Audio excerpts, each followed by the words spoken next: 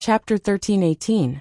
When the kitchen heard that Bai Juan wanted to eat, they did not even listen to what the chief was going to say next. They directly hung up the phone and began to knead the dough. Chief Zhao was speechless. The diplomat took a sip of tea and still wanted to sow discord. "Old Zhao, it seems that your prestige in the army." Before he could finish, Chief Zhao raised his hand and said very domineeringly, "I like to spoil the soldiers under me, not to mention the soldiers who are going to take over my position. Do you have anything else to say? If there's nothing else, then leave. Be careful on the way. You know that my prestige is not enough. If those bastards slash your tires again, don't blame me." When the diplomat heard this, he remembered that the last time he came to this army, the smell of the urine of more than 10 military dogs started the car. Immediately, his expression changed drastically and he rushed out. Chief Zhao leisurely took a sip of tea and felt that something was wrong. Bai Juan was a worrisome person. Why didn't he do anything this time and let the diplomat leave? In the past, he had always used sinister tricks one after another. This time, when he came back, he only said that he wanted the kitchen to make vegetarian buns? Something was wrong. Chief Zhao was also an old fox. After sensing the problem, he immediately hung up the phone with his secretary. "Little Wang, what's going on with Bai Juan today? What did you say? He brought back a girl." Chief Zhao immediately stood up. He was still wearing his military uniform. His usual awe-inspiring aura instantly turned into surprise. "He can walk with a girl. He must be bluffing." "Chief, it's true. Everyone in the company saw it. Now, that little girl has been arranged to stay in the small house where Master Bai lives alone. She's especially beautiful and has a cat on her head. She doesn't look like the kind of girl that Master Bai would like at all. It's really strange." Chief Zhao listened to his secretary's report and nodded a few times with a serious expression. After hanging up the phone, he couldn't hold it in anymore and called the adjutant in. He wanted to see which girl could get close to Bai Juan. Moreover, didn't that kid say that he had solved his personal problem when he came back this time? However, that kid's words couldn't be trusted. Ever since he entered the army, he had said that he had a lover, but he hadn't called anyone. Chief Zhao thought as he walked out. He wanted to see who the girl who was brought here was. A Jew was sitting in the room assigned to her by the army. The room was not big, and the things to put in it was limited. Like Bai Juan's room, there was only to be a bed, a bookshelf and a writing desk. There were books on the writing to do, fighting to fight, and some foreign blood-sucking novels in English. She to help her to the bed. To the bed, to bed, to the bed, to the bed, to the bed. To the bed, to the bed, to study to bed. She was studying the bed. It was a very small single bed, and it was a very hard wooden bed. To the bed, to the bed, to the bed, to the was to the two, to the two, to the two. To the was to the bed, to the bed, to the. However, the blanket was not soft enough. It was placed on the bed with edges and corners. A Jew rubbed her face against it and decided to take a shower first. Otherwise, if she continued to rub against him, she would dirty his place. With this thought in mind, a Jew opened her backpack and took out the only other travel suit. Then she opened the wardrobe next to her. Oh, a Jew had a small face. In the end, she chose a camouflage uniform. After taking a shower, "I'll wear your clothes first." The white cat under her feet glanced at the camouflage uniform that she took out. It had to be said that it was very big. Although the little master was no longer as petite as when she was young, her legs were long and slender. However, this military uniform did not fit her. It was too big. Of course, as a male cat, Little White would automatically turn around and not look at the little master's gestures. However, in a place like the army, there was usually no separate bathroom in the room. If one wanted to take a shower, they would go to a place like the public bath. They would all be drenched in the rain. The men were in the east, and the women were in the west. The women's room was not big. After all, in the army, other than the art soldiers and military doctors who would come the rest of the time, this place was not very lively. However, during this period of time, the military doctors had been practicing with the army and had been living here. When the female soldiers who were carrying wash basins saw a Jew come in, their hands paused for a moment. Then they looked at each other. Some of them smiled at Aju in a very friendly manner. 3 to 4 female soldiers raised their eyebrows and looked at Aju. One of them was pretty and had a good temperament. She was pushed forward by her friend. That person looked at Aju and spoke. There was nothing wrong with what he said, but his attitude was a little high. We are all very curious about you. We don't know where you came from. How did you get off the plane with Major Bai and the others? Were you saved by them on the way? If you were saved, then it could be explained.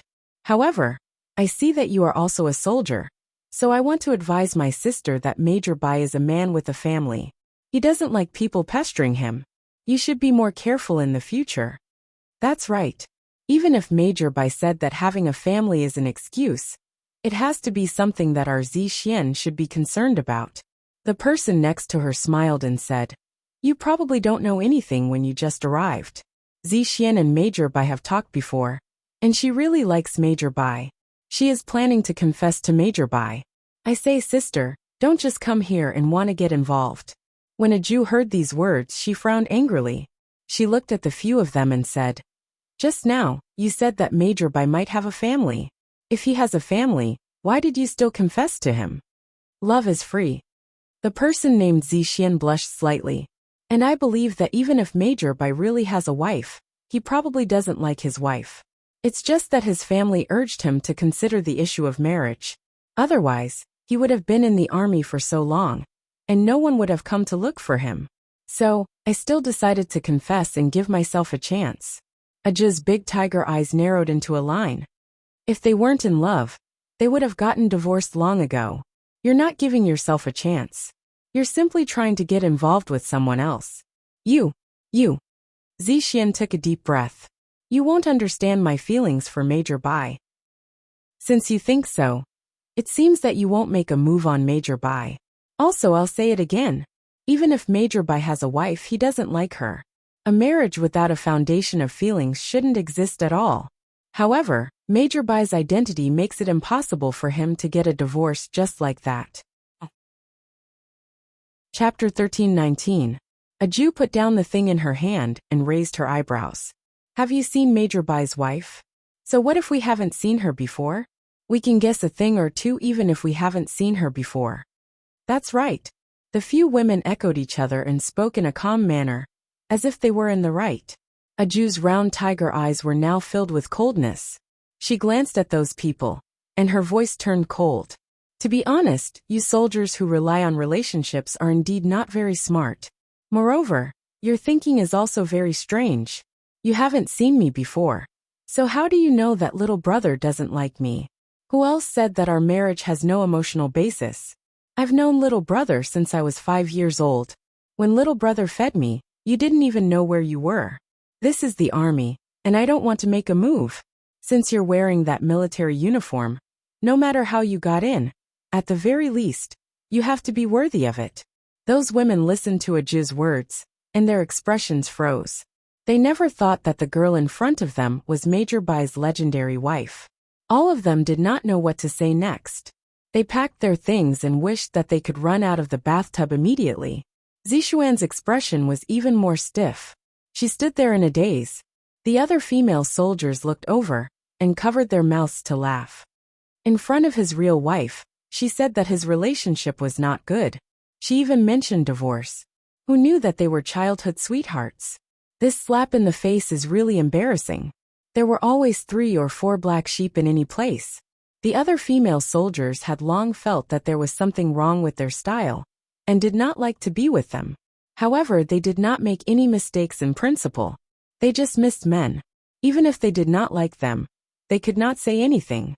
Now that they heard this girl speak and slap those people in the face, it would also make them stop for the next 2 days.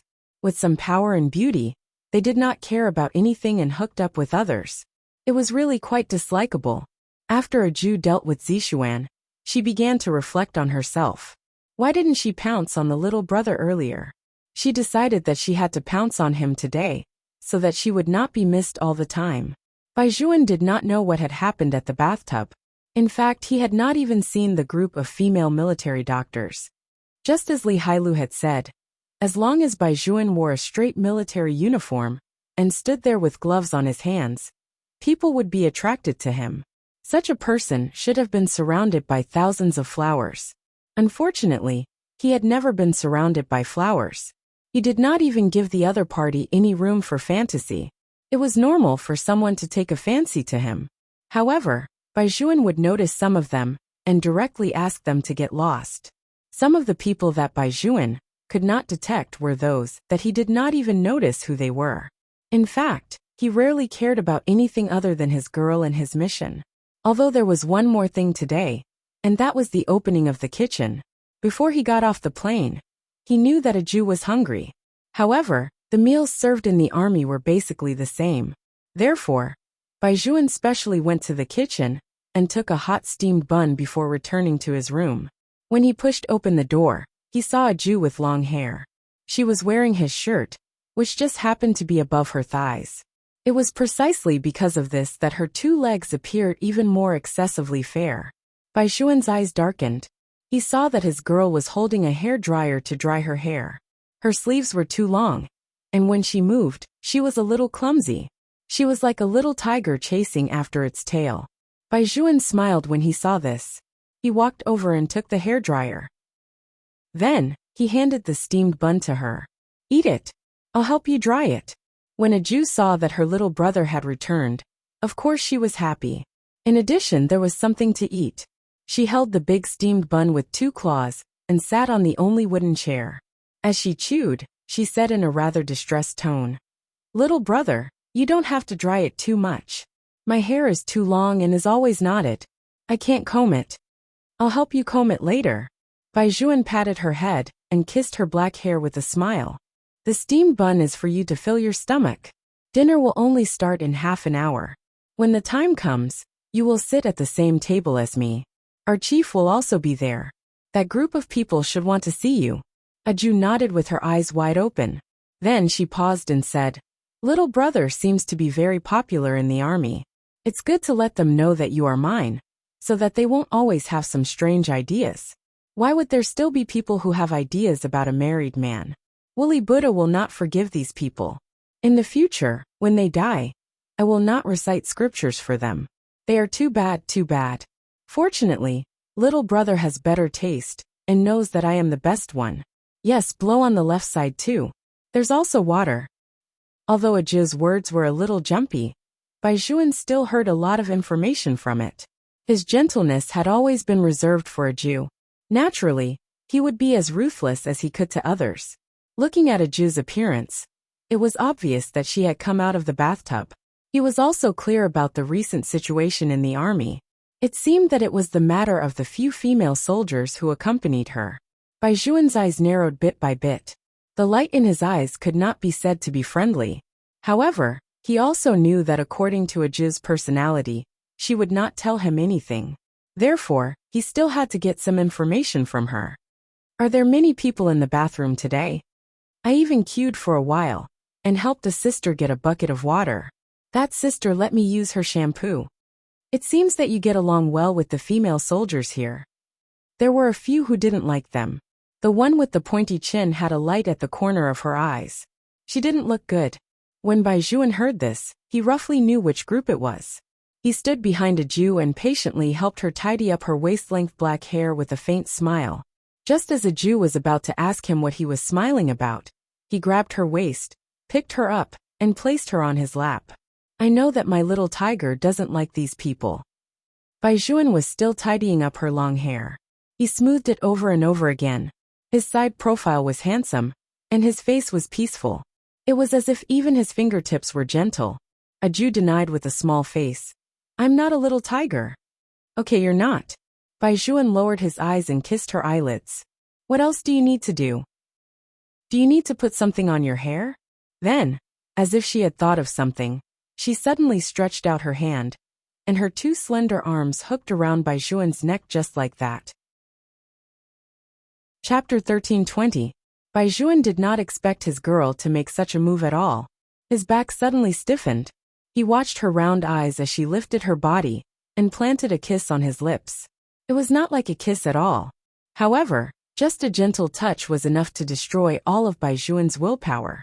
Almost in the next second, he hugged the person in his arms and turned around to press her into the bed. The place where his fingers brushed past was her slender and delicate long legs. He almost could not help but reach his hand into the wide camouflage uniform. Even the kiss brought out heavy breaths. Adieu, my adieu. That kind of voice and aura hit her exposed neck bit by bit, giving her a feeling of numbness all over her body. Adieu's fingers trembled. She watched as her little brother bent down again and kissed her neck. That feeling was so sweet that even her blood was filled with tremors. She could not help but want more. However, at this moment, Baijuan's movements stopped abruptly. He only leaned on Adieu's neck and kissed her artery. He looked very gentle. Be good. It's time to eat. Let's go eat first.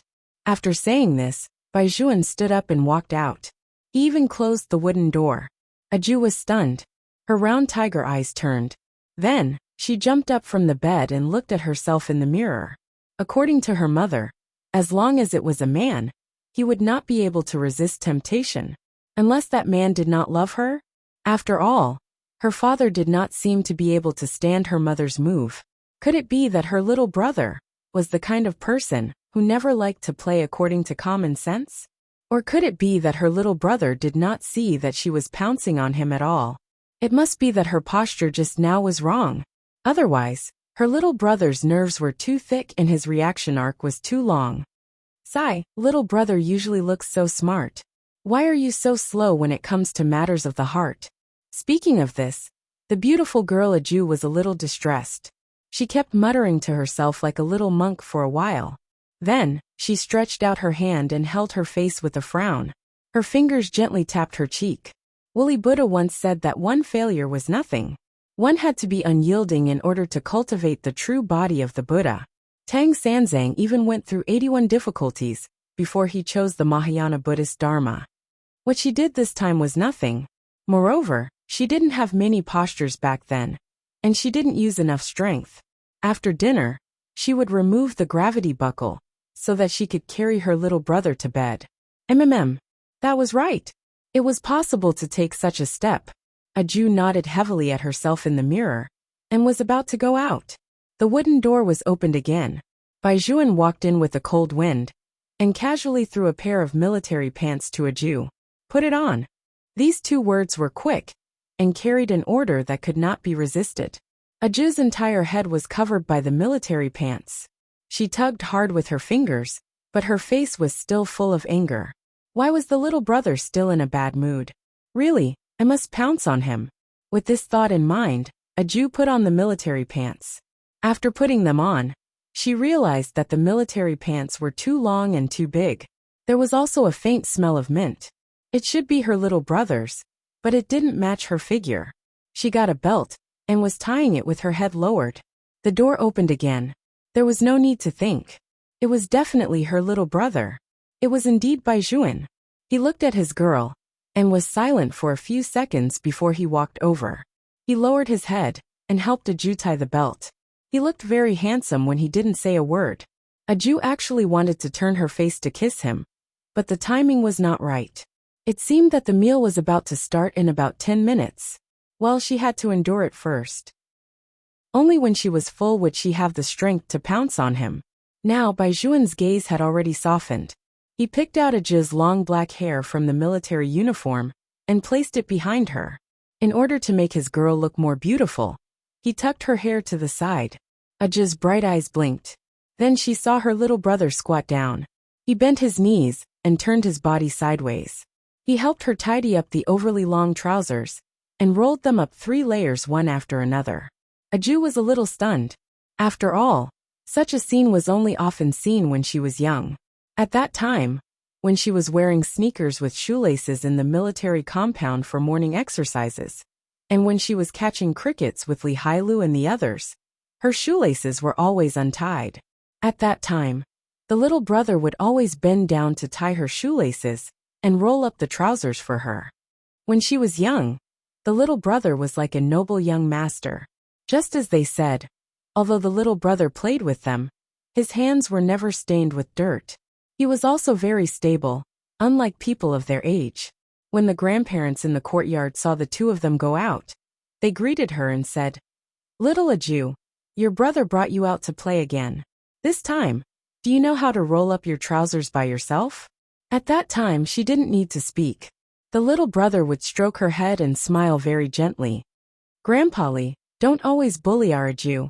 She's still young, so she doesn't need to roll up her trousers by herself. I'm older than her, so of course I'll help her roll it up. It seemed that the little brother was like this, raising her bit by bit. People said that he was bloodthirsty, vicious, and unscrupulous. He was like a poisonous snake in the jungle, biting the enemy and killing them in one blow. Or he was noble and luxurious like the floating clouds in the sky. He was the youngest Special Forces soldier king, the orthodox third generation of the Red Army. It was said that the little brother never lowered his head to others. A good person did not need to lower his head, because his identity was there. He was destined to be a master who was praised by others. A bad person would not lower his head even more.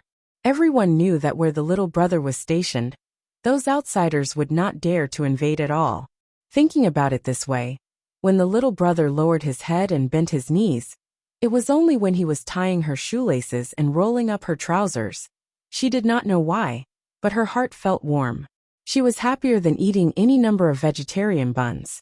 It seemed that ever since she was young, her little brother had never changed, whether it was when he went to the army, or how many years they had been apart.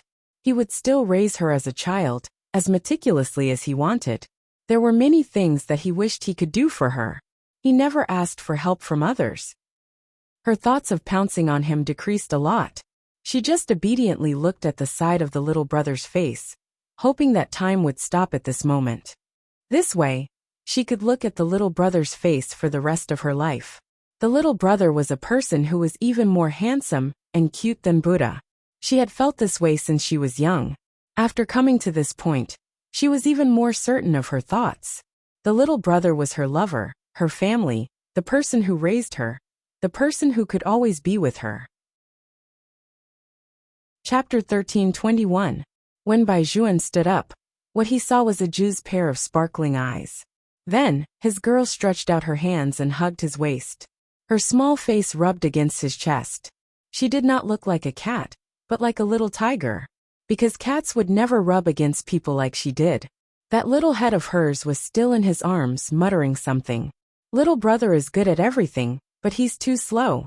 Woolly Buddha is going to jump when he meets such a slow person. Baijuan raised his eyebrows when he heard this. Looking at her nagging in his arms, the corners of his mouth could not help but curl up. He reached out and pinched her face. Why are you so clingy? Don't you want to eat big buns? I want to eat. In fact, a Jew had been hungry for a long time. From the moment she left the house until now, she had only eaten some compressed biscuits and half a can of 8 Treasures porridge. The food was not enough for her to fill her stomach. Baijuan also knew about this, so he did not waste any more time. He held a Jew's hand and brought her to the canteen. When it was time to eat in the army, the canteen would be filled with soldiers. Everyone was wearing military uniforms and moving according to orders. Under normal circumstances, the team leader would lead the team. Everyone had their own table. It was better for Baijuan's troops. After all, they were the Crown Prince's troops. They were not like the other troops, where they had to sit on a small stool to eat. The 6 of them surrounded a small square table. Their table was very big, and there were also 6 people sitting on wooden chairs. That was why Baijuan had left a seat at their table for a Jew in advance. Of course, the problem soldiers would not refuse. Whoever refused would be courting death. It was not easy for Baijuan to sit together with his wife for a meal. If they were in the way again, Baijuan would not say it in front of them. After that, he would definitely make them run for 3,000 yuan. Moreover, Baijuan had brought his wife to the army. He would definitely toast everyone later. Whether it was wine or tea, they had to make the place hot no matter what. Therefore, at this time, the problem soldiers were having a good time. They lined up in small square groups and came in. There were other female soldiers in the canteen, although there were fewer female soldiers. But no matter how few there were, they could still occupy 5 tables. The whistle was loud and clear. The squadron leader gave the order. At ease, attention, sit. With a whoosh, rows of soldiers sat around the round table. His movements were neat and tidy. Before eating, They would usually sing military songs. Baijuan held Aju's hand. As soon as they arrived at the entrance of the cafeteria, they heard a loud and clear voice coming from inside. Unity is strength. Unity is strength. This strength is iron. This strength is steel. It is harder than iron and stronger than steel. Baijuan did not bring Aju in immediately. Instead, he let her listen for a while. Then he glanced at the soldiers behind him. The soldiers at the back immediately protected Aju from behind. When Aju saw that her little brother was about to leave, her tiger eyes were filled with doubt. Baijuan smiled and said, "I'm going to relieve myself. 3 minutes. You stay here and listen to them sing for a while. I'll come back after they finish singing." Yes. Aju nodded heavily. She also felt that it was better for her to go in later than now. If she had to look at a lot of food and eat it, she would definitely be in a lot of pain. Baijuan saw that she was standing there quietly and waiting. His dark and deep eyes glanced at the other soldier again. The soldier immediately brought him to a secluded spot. There were 2 female soldiers who were stopped there. They happened to have been to the public bath today. At first, they did not understand why they were stopped. When they saw Baijuan, they immediately understood. However, they did not expect that a person like Major Bai would actually make such a big scene for his wife. Baijuan walked over in a military uniform with a cigarette between his fingers. The coldness between his brows was so obvious that anyone could see that he was not in a good mood. But even so, the 2 female soldiers still felt surprised. After all, the Baijuan they saw had always been emotionless, as if nothing could affect him. That kind of cold and noble made people unable to see through him. But today, even his eyes had turned cold. His eyes were like the blades of the 12th lunar month. No wonder people said that the best person not to provoke here was never that old fox, Chief Zhao.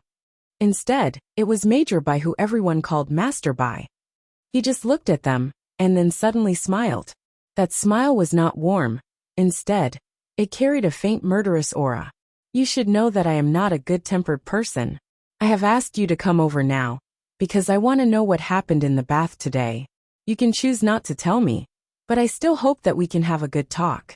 If we can't talk, girls, don't forget that other than the major, I am also the grandson of the Bai family." The 2 female soldiers suddenly paused. The Bai family. Major Bai actually brought up the Bai family.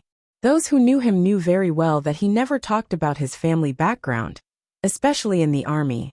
Other than his obsession with cleanliness, the rest of the time, he mixed with the ordinary soldiers. But now, the female soldiers' faces turned pale, and they immediately said, "Major Bai, this matter really has nothing to do with us." Baijuan knew how to interrogate people, so of course, he knew when to soften his tone. "Of course I know that this matter has nothing to do with you. I just want to know what happened. Don't worry, even if you say it, no one will know that it was you who said it." The female soldiers looked at each other, not only because of Baijuan's question, but also because they also couldn't stand that matter. They took a deep breath and said everything that needed to be said. The female soldiers saw it with their own eyes. When they said, "She said that even if you have a wife, you definitely don't like your wife. You have long wanted to get a divorce, but the military marriage doesn't allow you to do so. So she wants to give herself a chance." Major Bai's handsome face was so cold that he looked like a grim reaper from hell.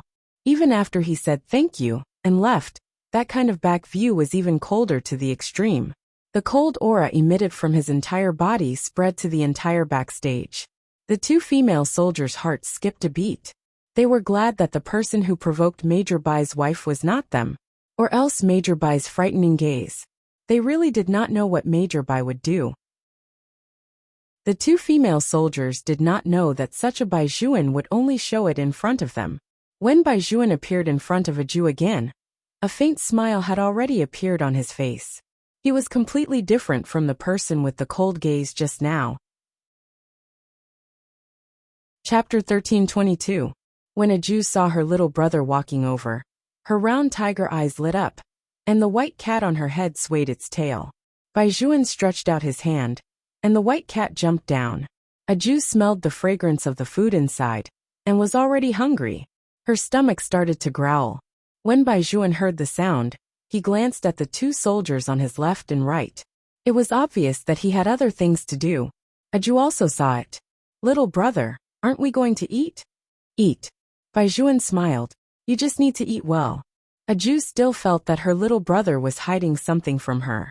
However, at the same time, Aju was also very clear that sometimes, the army indeed needed a lot of secrets. Therefore she did not ask further. She only allowed Baizhuan to hold her hand, and bring her into the large canteen, that could almost accommodate 1,000 people. When they walked in, every soldier who sat down turned their heads, and looked in their direction. All of their jaws were about to drop in shock. Bai. Master Bai. He was actually holding a girl's hand. Master Bai actually knew how to hold a girl's hand. The Master Bai that they had always thought did not like women. It was as if the world was a fantasy. Even the squadron leader forgot to shout the next command. At this time, the one who was the most upset was none other than Captain Zhao. Originally, he was at an independent round table. Usually, he would only be accompanied by his adjutant when he ate. Usually, it could be considered a kind of enjoyment in the large canteen. But now, his eyes were densely packed with people. Because his table was relatively secluded, he could not see anything. His identity was there. And he could not be like an ordinary soldier, stretching his neck and tiptoeing to look over there. If that was the case, it would be too damaging to his image as a leader. In the eyes of these bastards, he was no longer a deterrent. If he stood up like them, it would be too embarrassing. But damn it, he really wanted to see it. Captain Zhao held the teacup that he drank from, and his grip on the handle was a little tight. What he did not expect was that today, Baizhuan, that brat, actually began to respect his teacher. Captain Zhao watched as Baizhuan held a girl's hand, and walked over from the far end. Then he sat beside him. It turned out that he had already taken a seat here. Captain Zhao's eyes were a little straight. The more he looked, the more he felt that he had seen that girl before. But he could not remember where. Most importantly, Baizhuan, this rascal, actually had a family. Based on his understanding of this brat, if it wasn't for the fact that they were already in a relationship, he wouldn't have brought a girl into the cafeteria hand in hand. The 4 female soldiers at the other tables also saw this scene. One of them bit her lips so hard that the hand holding the chopsticks left marks. The other female soldiers who were sitting at the same table with that person were also unhappy. When they were in the bathroom, they felt like they had been slapped in the face. Now that Major Bai had brought her here, it proved that their relationship was not bad. Now who knew what the female soldiers would think of them? Inexplicably, they felt a little restless and wanted to leave. But the meal had just arrived, and they had to abide by the rules in the army. In order to avoid delaying everyone's meal, Leader Zhao found his position in time, and coughed heavily at the adjutant beside him. The adjutant looked at the platoon leader. Only then did the platoon leader react and give the final order. Grab the chopsticks and eat. The pots and pans in the army had their own specifications. Under normal circumstances, there were several large iron buckets, and each dish was placed on the left and right sides. Under normal circumstances, there were 8 dishes on each table. The combination of meat and vegetables was particularly appropriate. The big steamed buns were covered by a white cloth, and when they were lifted, the steaming fragrance of the noodles would come out. There was also the big white rice in the wooden bucket, which looked especially fragrant. Aju's round eyes stared at the food. She also wanted to get the food, but unfortunately, she did not have a plate. However, sitting at the chief's table, she did not need to personally get the food. Moreover, the kitchen had added more food today. One by one, the steamed buns were served. When they were served, one could smell the fragrance coming out of them. When soldiers ate, logically speaking, they should pay attention to eating and sleeping. After all the dishes were served, they moved their chopsticks together. Captain Zhao watched as Baizhuan placed the vegetarian bun that he picked up with his chopsticks into the girl's bowl. He did not let her eat it immediately. Instead, he poured vinegar into it and used his chopsticks to pry open a small mouth. Then he said in a low voice, "Eat it. Take small bites. The filling of the bun that has just come out of the pot is hot." Captain Zhao listened from the side and coughed again. He thought to himself, "Kid, Since you are here to respect your teacher, show some respect for your teacher. At the very least, you have to introduce her to me. Who exactly is the girl next to you? Unexpectedly, just as everyone was extremely curious, Bai Juan stood up with one hand in his belt. He was dressed in a military uniform, but his eyes were cold to the bottom of the valley. Aju subconsciously wanted to look up at him, but Bai Juan patted her head, meaning that he wanted her to continue eating. Captain Zhao thought to himself, since you're already like this, the girl will definitely ask you what's wrong. If you pat her head, will she listen to you? However, Aju obediently lowered her head to eat the bun again. She listened to Bai Juan's words and took small bites. She looked very cute. With food, her attention was distracted by more than half. Of course, when Aju was eating, she did not forget her little brother. She picked up an extra bun and picked it up to dry. When her little brother was done, he would be able to eat the ready-made bun. However, her little brother had to hurry up.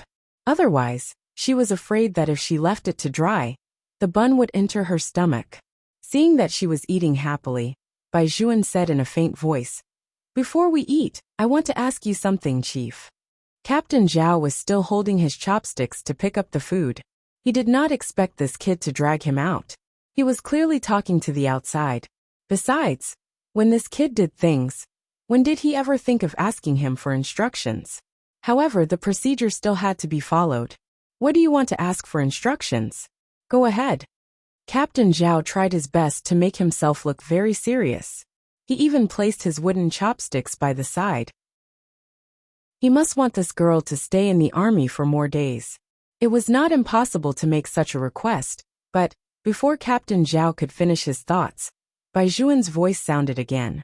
It carried an unprecedented chill, and those words seemed to be seeping out bit by bit. I want to catch a few female military doctors. Chapter 1323. Capture a few female military doctors. How could they capture female military doctors so casually? If something happened to them here, the higher-ups would find trouble with the army. President Zhao's eyes widened in an instant. He blew his beard and raised his head to look at young Master Bai, who had caused such a big trouble. Bai Juan's handsome face had no intention of warming up at all. If you don't say anything, it means that you agree. Agree my ass. He didn't react in time, okay. This kid. President Zhao was about to speak. Bai Juan raised his hand and interrupted him clearly. The row of soldiers waiting outside instantly rushed in and surrounded a female soldier's dining table.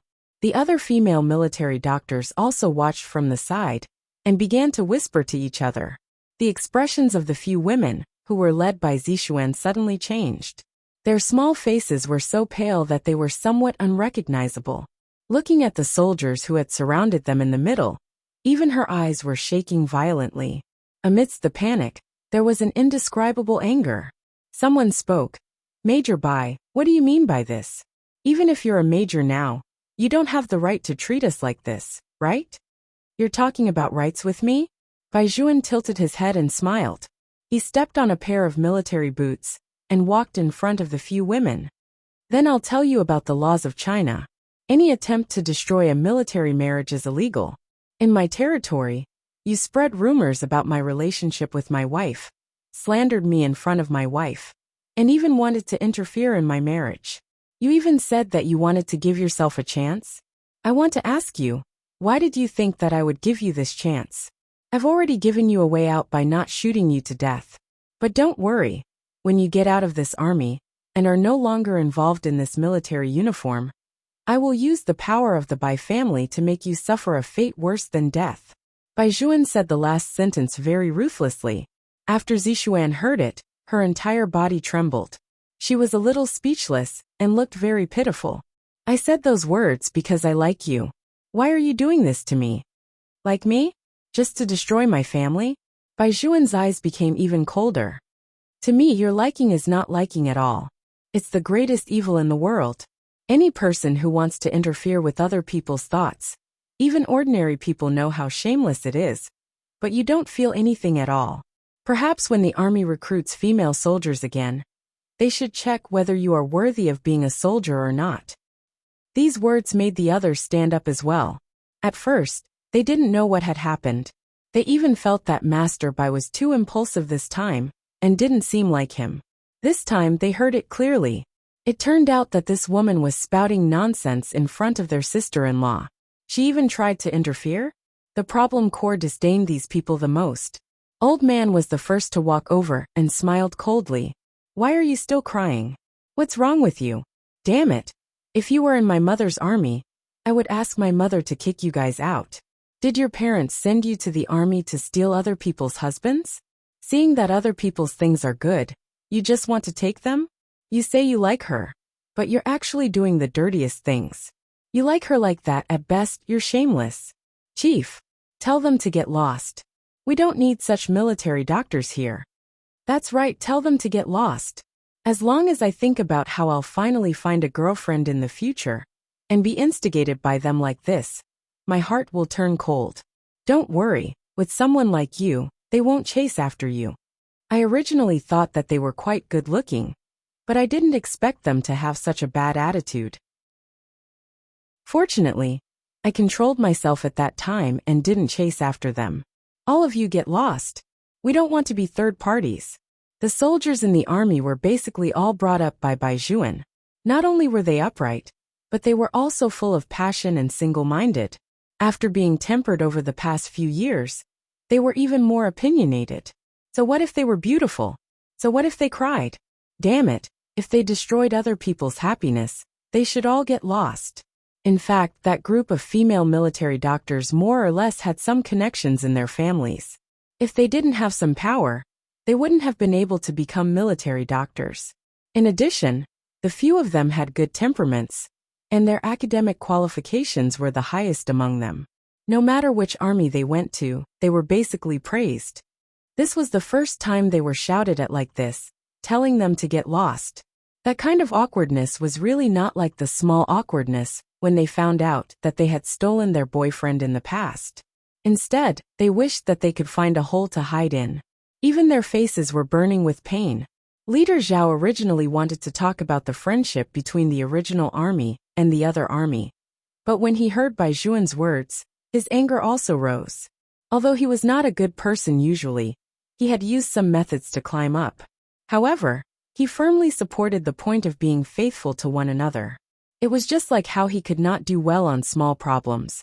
But when it came to the righteousness of the nation, he would not make mistakes. He did not expect that some female soldiers would actually start to be like this now. Of course, he knew that there were many female soldiers in the army who had been recruited. Those who had no connections would indeed find someone to rely on. But that was all in the local area. Where was this place? This was the border of China. In terms of style, they would not be corrupted. Chief. His secretary looked at his expression from the side. Leader Zhao waved his hand. Take them all away. Wait a minute. Baijuan's voice was very indifferent. After taking them away, informed their original army, and asked their chief to come and pick them up personally. I'll have to trouble Secretary Li to tell their chief that I will personally write a crusade letter and hand it over to the higher-ups. If their army can't give me an explanation for destroying my family, then I can only stand in court with the other party and sue them along with their chief. It is also considered a dereliction of duty to not teach my subordinates well. Go to court? When the female soldiers heard this, they almost shouted out loud. For such a matter, they were sued in court. Not to mention the few of them, even their entire families would lose face with them. Major Bai's move was too ruthless, too ruthless. Secretary Li also felt that Master Bai's move was indeed ruthless. This way, even if they suppressed these few female military doctors, the other party would be too embarrassed to report it. They would probably want to come over and apologize, so that this matter would quickly calm down. They wanted to be a mistress, but in the end, they were sued in court. They would probably lose all face. A Jew held a vegetarian bun in her mouth and watched this scene with her round eyes. She thought to herself, so this was what her little brother had done behind her back just now. Yes, it was indeed time to teach the other party a lesson. However, compared to these things, she still felt that pouncing on her little brother was more important. After eating, she would continue to work hard. Chapter 1324. After Baizhuan finished dealing with those women, he turned around and saw his girl looking at him with a vegetable bun in her mouth. He did not know what she was thinking, but her beautiful little face was like a tiger, and her round eyes rolled twice. Baizhuan raised his eyebrows and patted her head in amusement. Are you full? Not yet. Aju did not forget what Buddha Wuli said. Only when one was full would one have the strength to pounce on others. She had just eaten 2 vegetable buns, so she had to eat a few more. You eat first. After that, I'll bring you to meet my soldiers. Baizhuan reached out his hand, crushed the corner of her mouth, and twisted the skin off her face. Aju nodded. Then, she raised her eyes and looked at Chief Zhao, who was sitting opposite her. Her pair of tiger eyes were very bright. Even Chief Zhao felt a little uncomfortable under her gaze. He was about to cough twice. Then he heard the girl say in a soft and silly tone, "Little brother, who is this? I just heard you call him chief. If he is your chief, should I toast this chief with a cup of tea?" When Chief Zhao heard Aju's words, he was very happy. Look at how sensible this girl was. She even knew how to toast him. She was not like that group of bastards who only knew how to cause trouble for him. No need. Ahem. Why did you call Baizhuan little brother? Girl, aren't you Baizhuan's wife in his hometown? I see that you are still young. Why did you marry Baizhuan? Chief Zhao was full of curiosity, so he finally asked. It was the last question that made Baizhuan look in his direction coldly. Now that Chief Zhao did not care, he could only wonder about the answer. Aju slowly swallowed the bun in her mouth and said, I was raised by little brother. I am the adopted daughter of the Bai family. Now I am little brother's wife. Thank you for taking care of little brother during this period of time. He usually likes to be clean, but he is too gentle. He must be very good to you, Chief. Let me toast you with tea and wine. She finally used the wife line that she had learned for a long time. Aju expressed that she was very happy. Chief Zhao did not know how to drink this cup of tea. That kid Baizhuan was indeed very clean. But when did he treat her well? How could that kid be gentle? That brat was simply the reincarnation of a demon. However, the little girl's eyes were sparkling, but they were very clear. Leader Zhao couldn't bring himself to say those words. He could only raise his head and drink all the tea. Seeing this, the corners of Baizhuan's mouth curled up. No matter how one looked at it, the arc of his thin lips looked sinister. Leader Zhao was really convinced. Where did this kid find such a girl? He really didn't understand Baizhuan at all. In fact, Leader Zhao didn't know. Baizhuan was indeed very gentle. He was so gentle that when he saw a person fall asleep when he was young, he could not bear to wake the child up. So he allowed her to hug his arm and stay for the entire night. He was so gentle that when that person was still unable to walk steadily, he followed behind her, afraid that she would trip if she moved around. He was so gentle that even when he kissed her, he would first test her gently before slowly deepening his kiss. Only Aju could see these things. When Aju was full, Baizhuan really stood up. He held a cup in his hand and gave it to her. Then, he held her hand and walked towards the lively place. First, it was the people from the problem core. One by one, they made a ruckus and asked Lord Bai to treat them to a smoke. Smoking and playing poker were probably the only hobbies in the army. Baizhuan did not show his black-bellied personality at this time. He gave each of them a zhonghua. The soldiers below were all noisy. Sister-in-law, you have to keep a close eye on Master Bai in the future. He's too popular like this. It's a good thing to be popular. Aju smiled. Little brother has been very popular since he was young. Even I like little brother. The other girls will definitely like him when they see him. Don't worry. If they come over, I will beat them up. When the soldiers heard this, they were stunned for a moment. In the end, they all laughed. After all, the girl in front of them really didn't look like she could beat anyone. Sister-in-law, you girls are weak. Leave this kind of beating up to Master Bai. When Aju heard others say that she was weak, she thought for a moment, and felt that she still had to prove her strength. She raised her hand and lifted that person up. Then she shook him back and forth and threw him back on the wooden chair. Everyone was speechless. What the fuck? What exactly happened just now? The soldier was even more confused. It was as if his stomach was churning for a while before he regained his composure. He had just been lifted up by someone. All the soldiers looked at a Jew and widened their eyes in disbelief. It was one thing for Master Bai to be extraordinary, but the wife he found was also so extraordinary. How was this in line with the setting of a girl with little strength? She was simply a Hercules. Li Hailu and the others had long known about a Jew's strength, so they were not surprised at all. This feeling of being the only one in a daze was not bad. Someone could not help but ask, "Master Bai, why is sister-in-law so strong?" Bai Juan replied, "She eats a lot." He did not mention anything about Aji's Buddhist fate and her extraordinary background. When the soldiers heard this, they tacitly did not mention the difference in this mission. After all, sister-in-law had said that the demon-suppressing treasure was her father's ring. She also said that her father's demonic aura was soaring into the sky. Such a thing. After forming a country, demons were not allowed, so they had to pretend that nothing had happened. However, they could think this way. In fact, this was not the case. After a Jew was introduced. In fact, what you brought back this time was a treasure map deep in the mountains. This treasure map depicted an ancient tomb. As long as you find this ancient tomb, you will be able to find a large number of cultural relics. Originally, this matter had ended here, but the higher-ups received news that there had been something strange recently. There were also a few well-known archaeology professors who had sent out distress signals in that generation. They must have gone there to investigate. Ordinary soldiers could not carry out this mission, so the higher-ups decided to let you carry it out. If you don't know that this is an infringement, then I will tell you now.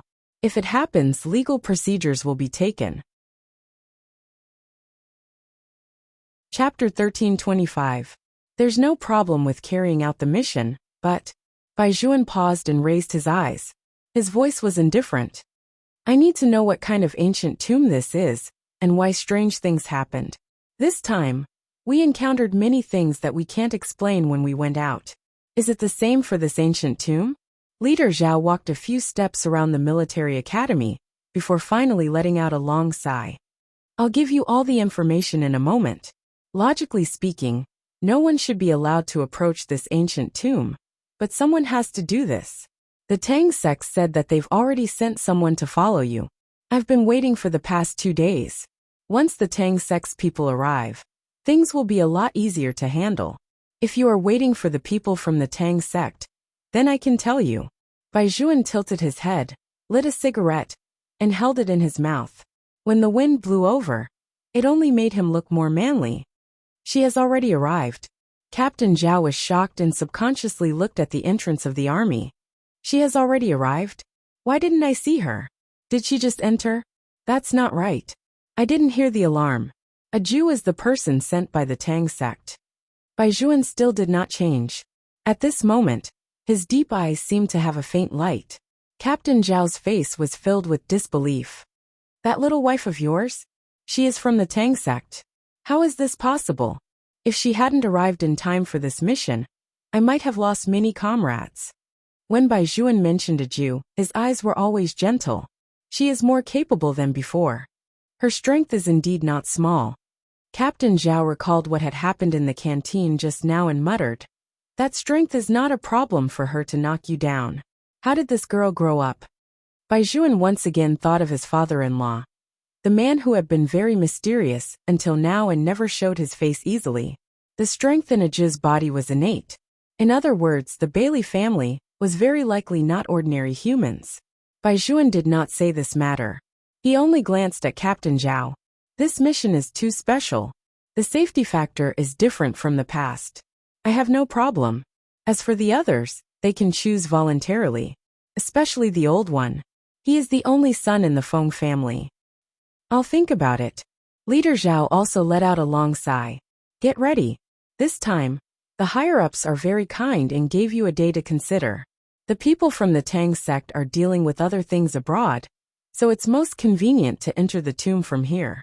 Also, the Tang sect said that they have sent the best person in the world. You brat, you're marrying a wife that's so shocking. Who is she? Chief Zhao should have heard of her mother. Bai Juan smiled. The Queen of Munitions, Hellion Vivian. Leader Zhao's expression suddenly changed. It's her. Yes. Bai Juan flicked the cigarette butt. Leader Zhao rubbed his chin. If it's her daughter, then I can rest assured. Otherwise, when you take your little wife on a mission, my heart will also ache. I thought you would refuse. As long as I wear these clothes, I will do my best to do what I have to do. The corners of Bai Juan's mouth curled up slightly. Moreover, a Jew doesn't want her little brother to be a deserter. Since she has also entered the Tang sect, her awareness must be the same as mine. We are all like this, because we have people we want to protect. Actually, it's not a big deal. At most, when there's danger, I'll block it for her. It's better than letting her carry out a mission in a place where I don't know. When Leader Zhao heard this, he couldn't help but turn his head to look at the person who had been a soldier under him for nearly 4 years. He still remembered the first time he saw him. He was still a cold and aloof youth, who couldn't even be bothered to talk to others. He looked at everyone as if he was high and mighty. It was obvious that he hadn't experienced any setbacks. Although they were all in the Crown Prince's army, Bai Juan was undoubtedly the most noble among them, whether it was his background or his appearance. Among the group of soldiers he was the youngest, but he was a sharpshooter. It was as if he was born to be a soldier. That cold and righteous aura that he carried made all the people who were eyeing Huaxia at the border tremble in fear. They did not dare to act rashly. Now, he had grown into a man of indomitable spirit. Everything he did, he would think through it carefully before doing it. But when facing that girl, there was only love left. The kind of love that was used to raise a child. Leader Zhao smiled and shook his head. To be able to have such a disciple in name was simply the proudest thing in his military career. In the future, when he handed this place over to him, he could let go with peace of mind. After all, some of the Crown Prince's soldiers were not as good as people thought. It was just that everyone had their own temper. For example, right now, there was a group of people gathered under a big tree, placing bets head to head. I bet that sister-in-law will bet on Master Bai. You guys saw how strong sister-in-law was just now. She lifted me up like a plastic bag. This strength is simply heaven-defying. Wouldn't it be very easy to push Master Bai? You can't say that. Everyone knows how shameless Master Bai is usually. If Master Bai uses other methods, sister-in-law's strength will be useless. Why are you guys talking so much? Whoever thinks it is, bet on it. When the time comes, we'll see the results. With the problem core leading the way, they pushed things forward in a lively manner. I bet 3 boxes of cigarettes on sister-in-law. I bet 5 boxes on Master Bai. I. The last person did not say, I, because just as he was about to throw the cigarette in, he turned his head and saw a very beautiful girl squatting beside him. They all knew this beautiful girl. She had a cat's tail wagging on her head. She was holding her small face and looking at them with her round tiger eyes. The old man choked and coughed. Sister-in-law, why are you here? I was bored. I saw that your side was lively, so I came over. As a Jew spoke, her fingers were still trying to understand the notes. I've been here for a few minutes, but you guys were too enthusiastic to notice me. The old man opened his mouth and was about to explain. However, a Jew's hand patted his shoulder. You really have good taste. The old man was speechless. Why did sister-in-law praise him for no reason? He himself was dumbfounded, okay? Could it be that sister-in-law had also learned to be sarcastic like Master Bai? Then sister-in-law, this bet. A Jew stood up with a pair of bright eyes. Don't worry, I won't let you down. I'll let you win. The old man was speechless. Wait a minute, his trust meant that. He bet that sister-in-law would use brute force to suppress Master Bai. Chapter 1326. Wait a minute, no way. Was sister-in-law really planning to suppress Master Bai? The old man looked at the beautiful girl, who was leaving with the white cat, and was stunned. Then, he turned his head and said to Li Hailu, Young Master Li, quick, call Master Bai and tell him that sister-in-law is preparing to ambush him. Li Hailu thought to himself that it was not a big deal. From the moment he entered the army, he knew what little a Jew was planning. Bai Juan has already run ahead of us in many things. For example, the matter of having a wife. The few of us are still single. We don't even have a girl by our side, right? In the future, what can we point at to mock that guy? It must be that our strength is not as good as his wife's, so we can't let him know about little Aju's plan. When the old man heard this, his eyes lit up, and he gave a thumbs up. Brilliant. This move is really brilliant. Let's wait and see the results tomorrow. Li Hailu smiled with a mischievous look. In fact, he was doing this for his brother's good. Bai Juan had liked little Aju for many years. According to Shaolin, Bai Juan had been extremely possessive since he was young. He was creating an opportunity for his brother. Anyway, little Aju could be considered an official family member. Of course, the most important thing was to be able to seize the opportunity to mock him tomorrow. Just as Li Hailu was thinking this, the others also planned to hide it from Bai Juan. They did not expect that when they spoke of the devil would appear. They had not received the note yet. That familiar and different voice came from behind. What are you betting on again? It was Master Bai. There was no need to look back. Just by hearing the voice, one could tell. The soldiers' backs stiffened, and they even stuttered. Of course, we're betting on who can find a girlfriend first, right? Master Bai really came and went like a ghost. He scared them so much that their foreheads were covered in sweat. Bai Juan's deep gaze swept across the faces of the soldiers in front of him. His eyes narrowed. Are you really betting on this? Of course, the soldiers usually gambled like this, so they spoke with confidence. Otherwise, what else can we bet on? Bai Juan walked towards the youngest old man. He tugged at his finger and lowered his voice. Old man, you should know that I don't like to be fooled by others. We are really betting on who can find a girlfriend first. Sob, sob, sob. Being interrogated by Master Bai at such a close distance was really stressful. Bai Juan looked at them again. Then he moved his fingers and let go of the collar in his hand. His expression also became indifferent. If you are betting on this, I advise you not to waste your energy. Why? Old man raised his eyebrows. Bai Juan glanced at the group of people. Because none of you look like people who can find a girlfriend. The problem legions. Critical hit. This was definitely a critical hit of a critical hit. Bullying them for not having a girlfriend.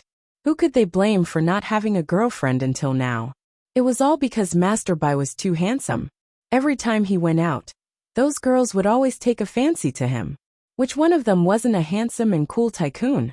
In the past, they also dominated every city, and were chased after by beautiful women, okay? Old man turned his head, and glanced at the equally indignant Li Hailu. It was as if he was saying that it was right not to tell Master Bai that his sister-in-law had the idea of suppressing him. Such a sharp-tongued Master Bai deserved to be bullied. Bai Juan, on the other hand, had a faint smile on his face. He stretched out his slender fingers. The army is not allowed to have such unhealthy entertainment, so I won't punish you. I will help you put away these cigarettes. This time, not only the problem legions, but even the other soldiers could not help but sigh in their hearts. Master Bai's shamelessness was really getting more and more powerful day by day. Bai Juan raised his eyebrows and smiled faintly. Why? Are you not convinced? Then why don't you bring these cigarettes and run 2 laps around the mountain? Master Bai, this is the mountain, not your back garden. Don't make it sound so easy. If you have the ability, don't sit in the off-road vehicle and slowly drink mineral water when you punish us. You look like a military young master. It's obvious that you want us to watch anxiously. Sinister, too sinister. The cigarettes are for you. We won't accept the punishment. Old man said in a listless voice. Master Bai, can we not be so shameless in the future? Bai Juan's noble and handsome face was still cold. The premise is that you don't play tricks in front of me, and tell me the truth. All right, I'll take these cigarettes as your filial piety to me. Old Zhao still has something to do, so he will call you over to talk tonight. Be mentally prepared. The problem legions had followed Bai Juan for a long time. When they heard him say this, they knew that it was probably related to the mission. Everyone subconsciously straightened their backs, and took this matter seriously. Bai Juan did not really want their cigarettes. He only picked one and placed it between his thin lips. The rest were casually thrown to them. With that smoking side profile, coupled with a straight military uniform and slender black military boots, Bai Juan looked like a warlord young master from the Republic of China, when he was not on a mission, just like what the soldiers had said. When he walked into the small house, the smell of smoke had almost dissipated. The strange thing was that Aju had not returned yet. Bai Juan paused for a moment and planned to go out to look for her. Coincidentally, as soon as he opened the door, Aju walked over from the other side with the little white cat in her arms. When she saw him, her round tiger eyes lit up. Bai Juan leaned against the door frame and waited for his girl to approach him. His handsome face with a faint smile was filled with endless gentleness. However, what Bai Juan did not expect was that as soon as he entered the door, his girl pressed him down on the wooden bed with force. That beautiful little face was very close to him. Just like that, she lay on his body. Every part of her body was soft. Her soft long hair emitted a faint body fragrance. Strands of it hung on his arm, tickling his heart. Bai Juan subconsciously wanted to push her away, but the person on top of him refused to listen. She stubbornly pressed down on his wrist and even muttered cutely, "I can't find handcuffs in the army. Otherwise, I would be able to handcuff you." When Bai Juan heard the words handcuff you, he raised his eyebrows and was about to get up. However, Aju moved her left hand and imitated what he did before. She slid her hand into his shirt. Her beautiful tiger eyes were bright. Bai Juan's skin did feel different from hers. Bai Juan paused. His eyes looked at her movements, and his deep eyes darkened. Aju directly bent down and peeled off his military uniform. The man's honey-colored chest was displayed in front of Aju. Every inch of his body was extremely sexy. Chapter 13:27. Aju only felt that her palm was a little too hot. She wanted to move uneasily, but he hugged her waist and kept rubbing it. That unfamiliar feeling made her involuntarily grab the little brother's back tightly. The panting sound beside her ear seemed to be even deeper. It was getting lower and lower, and it was incomparably hot beside her ear. Bai Juan was leaning sideways. That handsome face was so sexy that it was just inches away. His pair of peach blossom eyes were so deep that they could not see the end. It was as if he only had eyes for her. Aju had never thought that the little brother had such a side to him. He was so handsome and wild that her entire body was a little hot. The numbness at her tailbone did not fade away. Instead, it became more and more intense. After an unknown amount of time, he pressed her hand and moved it again and again. It was not until a warm current flowed into her palm that Aju came back to her senses. She was hugged and kissed by him on the lips. That kind of kiss, with an indescribable lingering feeling, was too hot. It was so hot that she wanted to escape. However, he pressed down on her hand. His deep tone carried a hint of coaxing. "Didn't you say that you would help me? Don't be afraid of me." Aju's entire body trembled. Her round tiger eyes were moist. How could it be that in such a short time, little brother had? "Be good one more time, one last time." The night flowed, and the moonlight shone on the two figures that were covered together. Their breaths reverberated in the room. It was so small and thin, heavy and soft and sweet. When Aju woke up the next day, the person beside her was already gone. She could only hear slogans and running sounds coming from not far away. 12121. That was a sound that would only sound when one lived in the army. Aju sat on the bed in a daze for a while. Her round eyes floated to her hand, and her small face immediately turned red. Last night, she was hugged by the little brother like that. She helped him do it countless times. And every time, he said that it was the last time. In the end, her fingers were sore. Only then did he hug her from behind. He held her ears again and again, rubbing her entire body until it was numb. Only then was he willing to let her close her eyes. As long as she thought of the taste of last night, her legs would feel a little weak. However, she was also very clear that the little brother did not really want her. But last night was already too much for her to handle. Aju paused for a moment and lifted the quilt. She buried her entire head there like a shy little tiger. When Aju was shy, she was different from other girls. She began to mutter Buddhist scriptures. Her little butt was arching, and her hands were holding her face. Her long hair was scattered to the side, and her face was red. When Bai Juan came in and saw this scene, the corners of his mouth could not help but curl up. His girl must be shy. Although she didn't forget to destroy his single bed after being shy, he could see that she was moving her head around, trying to express something. Baijuan was also holding a lunchbox in his hand. The lunchbox was filled with the porridge and steamed buns that he had just gotten from the canteen. There were also some northern specialty pickles and 2 eggs. He knew that these things were not enough for his girl, but it was enough to fill her stomach. After Baijuan placed the breakfast on the table, he reached out and carried Aju, who was on the bed, up horizontally. He placed her properly on his lap, and the smile on the corner of his mouth did not fade in the slightest. On the other hand, the dignified Aju was only focused on chanting the Buddhist scriptures. After being hugged by him, she did not even have time to react before her mouth was stuffed with a big bowl. It was a little like when he fed her when she was young. Aju took a bite, and all her shyness disappeared. She held it with both hands and took another bite. As if she had thought of something, she said, "I haven't brushed my teeth yet. Eat first. You can go after eating." Baijuan wiped the corner of her mouth with a tissue. "I've already squeezed the toothpaste for you." Aju nodded and sat there obediently. However, as soon as she moved, she felt the scalding heat. Her face instantly turned red, and she carefully moved away. Baijuan looked at her and sighed deeply. He buried his head in her long black hair. "Aju, if you keep moving around like this, I'm afraid I'll have to ask you to help me again. Be good and don't move." Those words were a little hoarse when he said them. This reminded Aju of the scene from last night, and her ears became burning again. With a steamed bun in her mouth, she did not dare to move. It was not until the heat under her long legs subsided that Baijuan raised his eyes. Looking at her expression, his eyes darkened. "Are you afraid of me like this?" Since when did he become most afraid of showing even the slightest expression of rejection on her face? That was why he chose to stay away at that time. It was to hide this kind of self even more deeply. Only in front of her did he want to be a docile dog. But in the depths of his heart, he had always wanted to clamor and hug her fiercely. He even hoped to see helpless tears in her eyes, just like last night. As long as he thought of this, his pulse would boil. But his heart was indeed nervous. He did not want to hear a denial. That was why he coaxed her like that, and let her think about other things.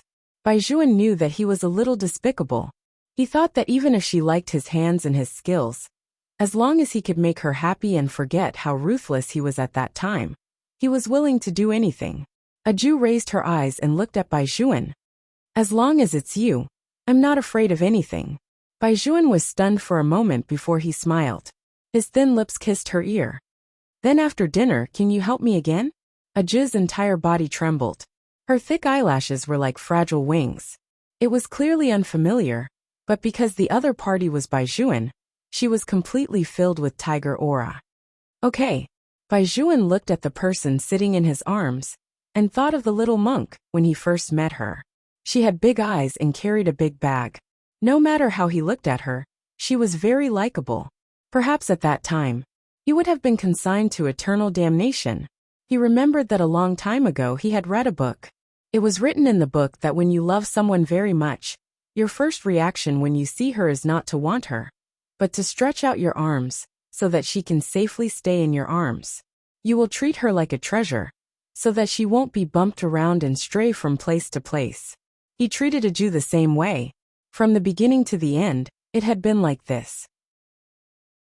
Aju was not only a treasure to him, but also a ray of sunshine that would exist no matter what in this life.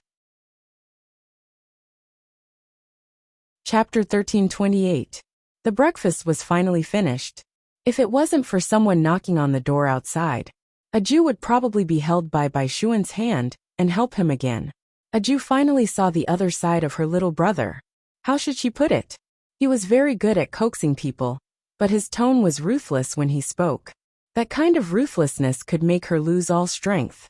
If she had not studied biology, Aju would have thought that she was sick. Since last night, her heartbeat had not been normal. The places that were touched by her little brother would be hot. She knew that it was because she liked him. She liked her little brother, and he liked her too. There was nothing in this world that was more joyous than two people loving each other. Therefore, Willy Buddha, you must let me and my little brother be together for a long time. Aju chanted Umitba in a dignified manner. After Baijuan opened the door, he saw the few people outside. Although the corners of his mouth were smiling, There was no trace of warmth in his eyes. An experienced driver like Li Hailu could tell with a glance that they must have interrupted Master Bai's good deed. He coughed heavily and said, "We are here to call you and Aju to eat." Aju? Bai Zhuan raised his good-looking eyebrows. Li Hailu instantly changed his words. Sister-in-law. Only then was Bai Zhuan satisfied. However, he did not let these people in. His tall black military boots blocked the way, and his voice was very indifferent. I am also a person with a family. Is the room of a person with a family for you bachelors to casually enter? Go outside and wait. The problem soldiers were speechless. Master Bai, if you don't want us to enter the room, just say so. Why did you emphasize the word bachelor? Do you guys feel that Master Bai is getting more and more like that recently? Like what? Showing off.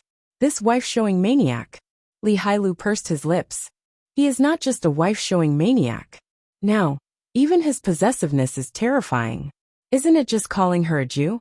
That's the name I've been calling since I was young.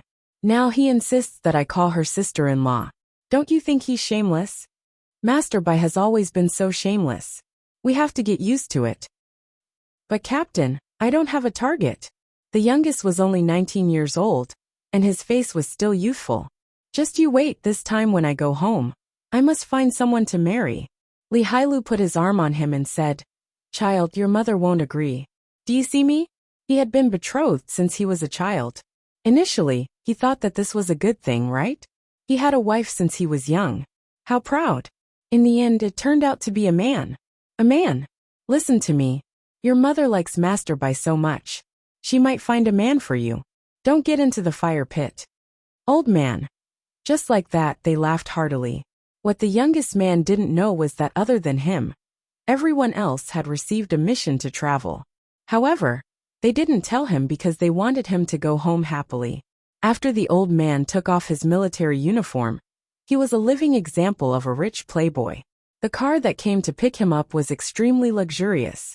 When it was time to go home, he really couldn't bear to part with this group of brothers. He hugged them one by one. When he reached Aju, he actually didn't even dare to hold her hand. Seeing Master Bai's handsome face, he didn't seem too scary, so he quietly hugged Aju for a while. Sister-in-law, I'll bring you instant noodles when I come back. Aju nodded her head for their deep friendship. The youngest man still wanted to say something, but he saw Bai Zhuan looking at him with a cold gaze. Shouldn't you leave? The car at home has been parked here for so long. Don't you want it anymore? The youngest man suddenly remembered the time when Alaska peed on the tires of the car. Without saying anything, he directly sat in the passenger seat.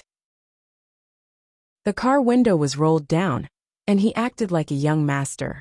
Master Bai, Brother Li Dachui, Liangzi Little Ka, I'll wait for you in the imperial capital.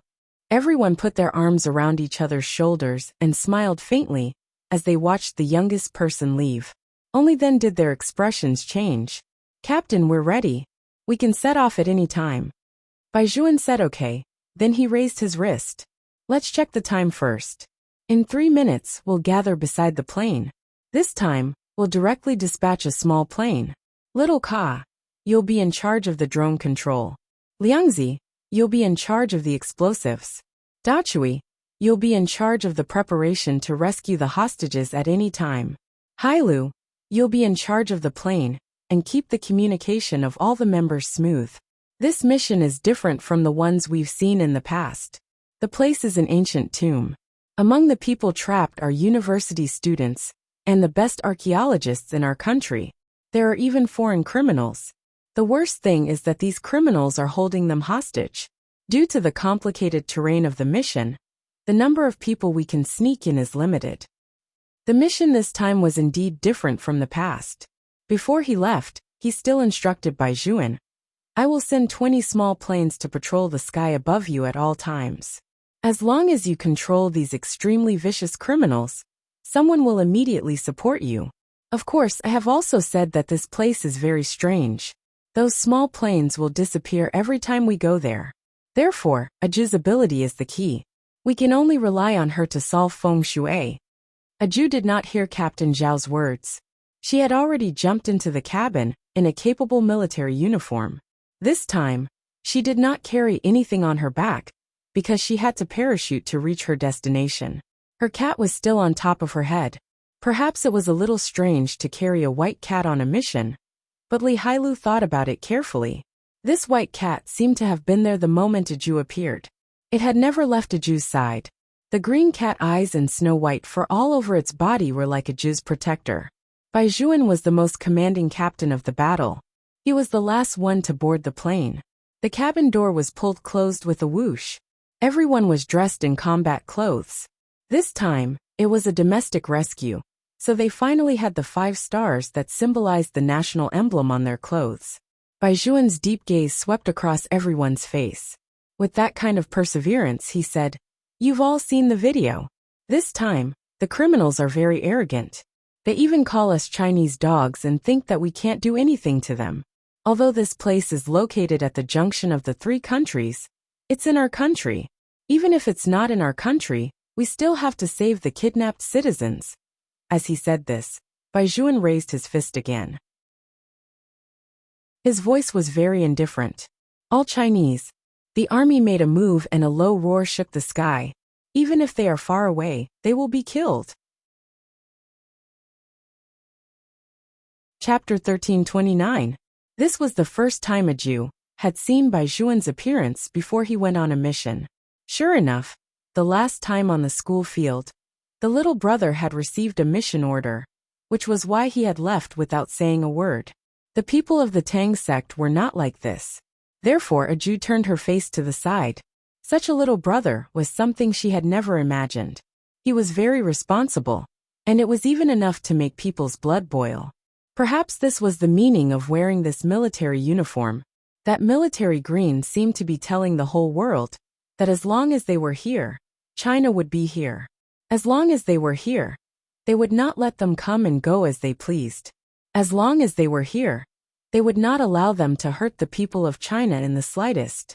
Listening to such an oath, Aju felt countless times that this was the little brother she liked. It was enough to make people feel proud of him. As soon as Bai Juan finished speaking, Li Hailu came to add on to the mission. "From now on, everyone will look at the information in their hands. This is the place where we are about to carry out the mission. This place is very strange, other than its special terrain.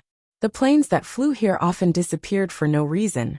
This time, the archaeologists came to this place to study this ancient tomb that had no written records. According to the relevant records, someone had once seen an animal that was as huge as a mountain here. It was very big, especially its mouth. Some people used a bloody mouth to describe it, saying that it seemed to be very good at eating.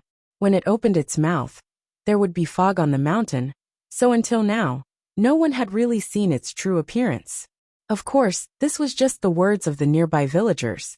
At the junction of the 3 countries, other than the wandering criminals, there were not many real villagers. In addition, there would be drug lords on both sides of the river from time to time. This news might not be true. It was also possible that someone's eyes had seen wrongly, or that they had made up a story in order to get a better deal. After all, these adjectives did not sound like an animal that could be seen usually. How could there be an animal that was as tall as a mountain? However, no one noticed that after Li Hailu finished speaking, the eyes of the white cat lying beside Aju flashed with a green light. So let's put this matter aside for now. What we need to do is to avoid this problem and land in advance. Of course, there's still something strange about this place. Without a professional archaeologist, it's very difficult to go deep into that place. According to the information, the archaeologists even brought a group of archaeologists this time to find this place. Don't let your guard down and follow the plan. No problem. The legions responded loudly. Just when everyone was not taking the villagers' words seriously, a voice rang out. However, Aju's brows furrowed. With a small face, she brushed her fingers across the back of the white cat. Why did she feel that the description of the animal was so familiar? However, she couldn't remember where she had seen it before. That's Tao Tai. Suddenly, Bai Juan opened his mouth. His voice was still indifferent. The problem legions were in a state of confusion. Master Bai once again activated his top student mode. From Hela's description, it should be Tao Tai, a divine beast from ancient times that can swallow everything. The ancients also called it the heaven-swallowing beast. Chapter 1330. Sky-swallowing beast? The soldiers still did not quite understand what it was. Baijuan's voice was still very calm. You should read more books.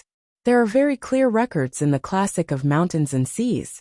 It is rumored that this kind of divine beast can swallow the sun and the moon when it opens its mouth. It has the ability to turn the world upside down. It is very good at eating and dares to eat anything. It even dares to eat mountains, rivers, and the heavens. That is why it is called the sky-swallowing beast. Li Hailu touched the bridge of his nose. Even if we read books, we wouldn't read such an uncommon book like the classic of mountains and seas, right? That was clearly something that the old men liked to read. They really did not understand what kind of taste Master Bai had. The soldiers also felt the same way about this. Master Bai knew too much. People who read books since they were young were so abnormal. They had no choice but to admit defeat.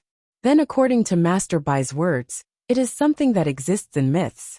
Then it is impossible for it to exist. These words were said casually. However, a Jew spoke from the side. It exists. Li Hailu turned around and raised his eyebrows. Baijuan did not ask a Jew to say more. He glanced over and said with a faint smile, "The classic of mountains and seas is not a myth. Even if you haven't read books, you should know some common sense. The divine beasts in it might exist." The soldiers were speechless. These words were obviously an attack on their IQ. But, if there really is such a divine beast, how should we deal with it? As the villagers described, it is as tall as a mountain. Li Hailu expressed everyone's common worry. It was obvious that if the sky-swallowing beast really existed, it would always affect their rescue of the hostages. Even if they were special forces soldiers, it was very likely that they would fall under its sharp claws. According to what Master Bai said, they even suspected that those missing planes were directly swallowed by this thing. There is a way. A Jew raised her head. The white cat's tail on top of her head swayed back and forth. Her round tiger eyes were very clear, making people like her. In fact, the sky-swallowing beast is very cute. It's a standard foodie, and it doesn't have much hostility.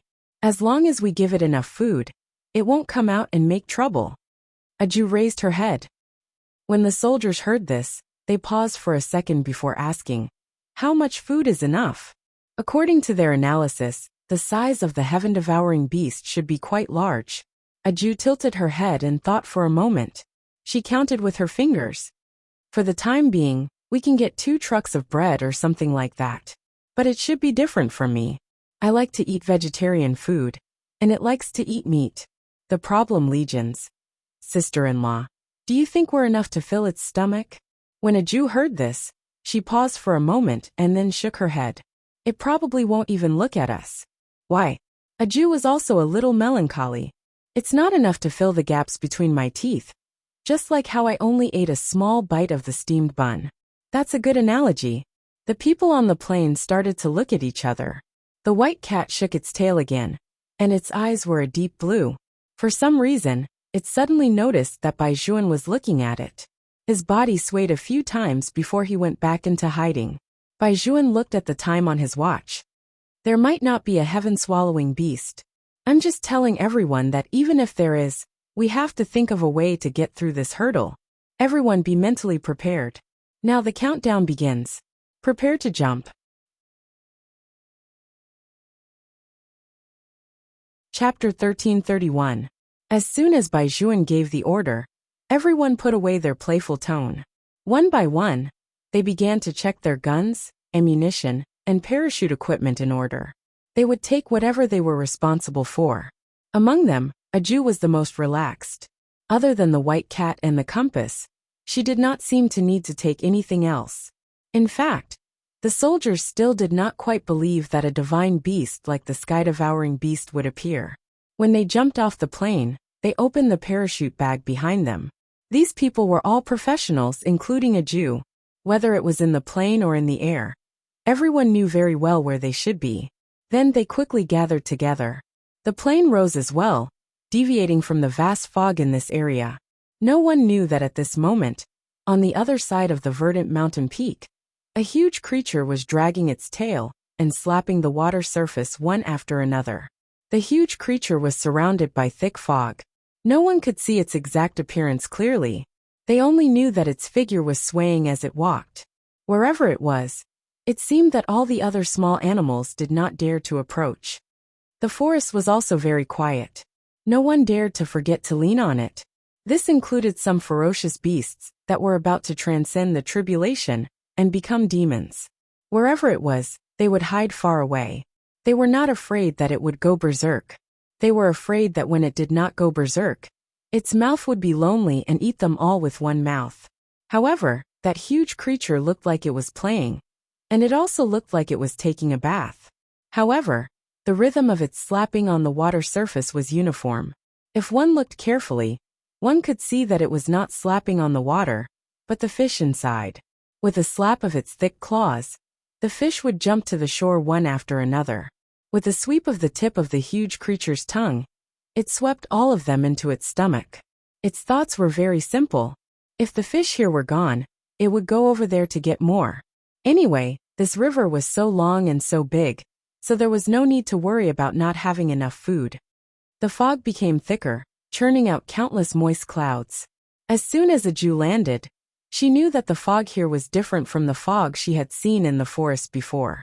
That time, the fog contained a huge amount of hatred and was formed by the entanglement of resentment. And this time, the fog was because this place belonged to the intersection of the three realms.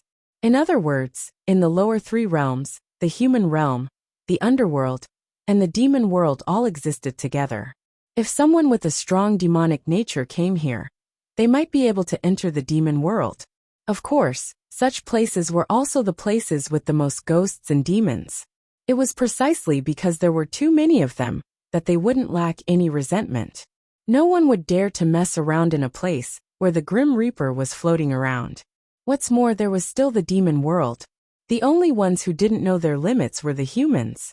Thinking of this, Aju deliberately turned around and instructed the soldiers, "When you hear an old man or a child calling you later, don't turn around." "Why?" Some people didn't understand. Aju said with a pair of round eyes. "There are many people who can seduce souls here. Also, if anyone says that they want to fulfill your wish, don't agree. This time, it's also because someone is seducing his soul?" Aju shook her head and said, "No, it's just that there are too many demons.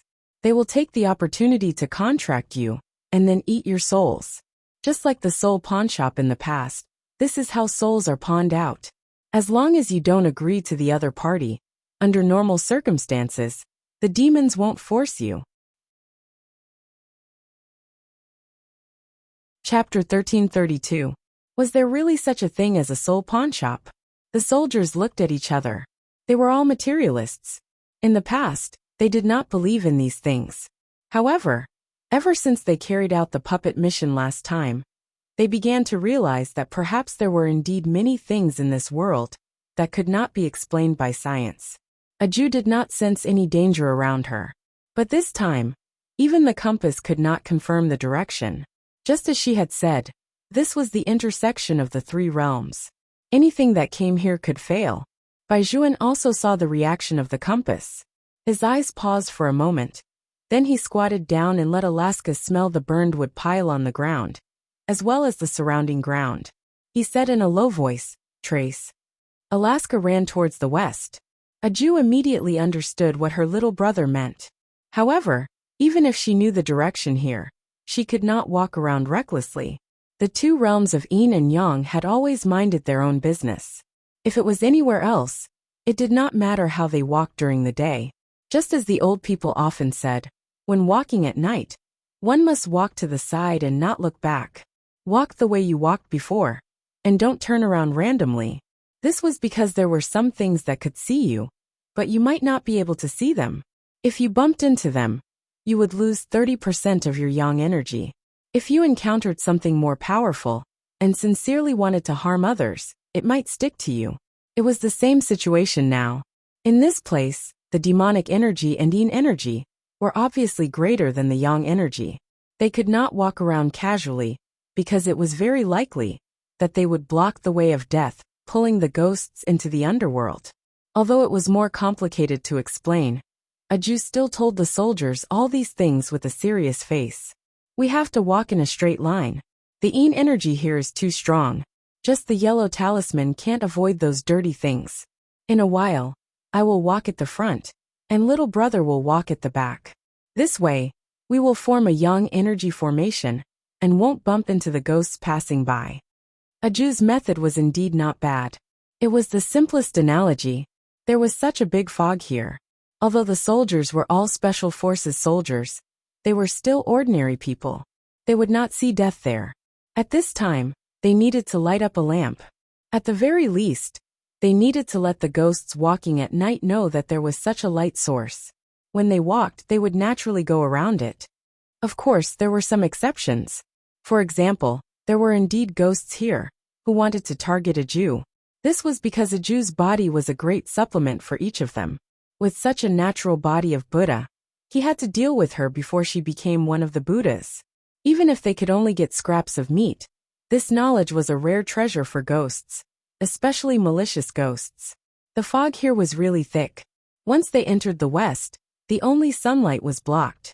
It was really hard to tell where they were. Furthermore, Eris had also become a little strange. It was as if there was something on the other side of the river that made it very afraid, and it did not want to go there. But Alice would abide by his orders to the end. This was the biggest difference between police dogs and other dogs. Even they had an admirable military spirit. But what exactly is there? Aju frowned and couldn't help but raise her eyes to look at the winding river in the west. Chapter 1333. The closer they got to the mission point, the thicker the fog became. When the problem legions walked in a line, they felt that even their surroundings had changed. At first, they thought that they were hallucinating. However, as they walked, they realized that they did not know when. But one person after another appeared beside them. Those people walked lightly, as if they were just shadows. Their entire bodies were also wet. Logically speaking, it was not raining here, so how could there be moisture? However, they gave off such a feeling. Moreover, these people's feet were tied with thick black iron chains. At the front of them, a man in a suit lowered his head and looked at the things in his hand. Then, he raised his eyes and slid them over their bodies bit by bit.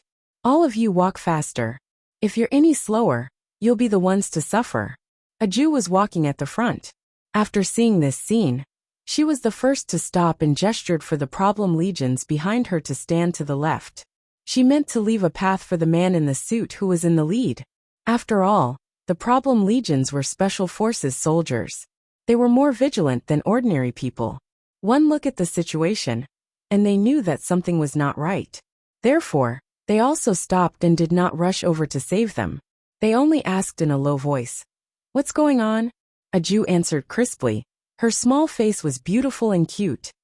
The one who brought them is the ghost messenger, which is often called Oxhead and Horseface. This group of dead spirits should have been brought back by him to be reincarnated. In order to prevent any of them from being lost, he used iron chains to lock their feet. Lost one? Even though he was a Special Forces soldier, Li Hailu found the scene in front of him very creepy. They had clearly encountered a ghost. How could they lose one? Aju turned her head to explain to him. Some people don't want to be reincarnated after they die, such as those who still have resentment in their previous lives. Some people can't bear to part with their grandchildren or sons, so they think of ways to escape. Some people don't even know how they died. Such ghosts are usually killed by very close people, or have some accident that they don't even know. The former is because their soul subconsciously doesn't want to remember this matter. The latter is basically a natural disaster. But no matter what kind of death it is, it will be recorded in the death god's notebook. Usually, the death god will harvest these souls, and the souls that are harvested will be chained up. Now the underworld is managed like this. Death god. Harvest. Those words that could only be heard in comics, when they appeared in real life, would always make people feel a sense of incongruity. Stand over here. Don't let those dead spirits touch you, and don't look at them. Aju reminded Li Hailu and the others in a low voice. This was a good point for Special Forces soldiers. They did not have a strong sense of curiosity like ordinary people. There would always be various rules in this world. Once they violated the rules, they would have to pay a price. They did not want to pay this price now, so they simply turned their faces to the side. When the ghost messenger passed by this group of people with the dead spirits, he subconsciously turned his head to look at a Jew, and by Juan. It would be a lie to say that he was not surprised because it had been too long since he had seen someone with such strong yang energy. It made the surroundings a little hot. Moreover, the girl at the front clearly had a Buddhist fate on her, but there were two ghosts following her left and right. Chapter 1334. The ghost messenger looked at her for a long time, but still could not see through her identity. He only nodded at her. In fact, very few people in the human world knew that Hades was also a place with a very polite and working system, provided that these humans did not block their way. Here the three realms were connected. If they touched a little, they would die an unnatural death.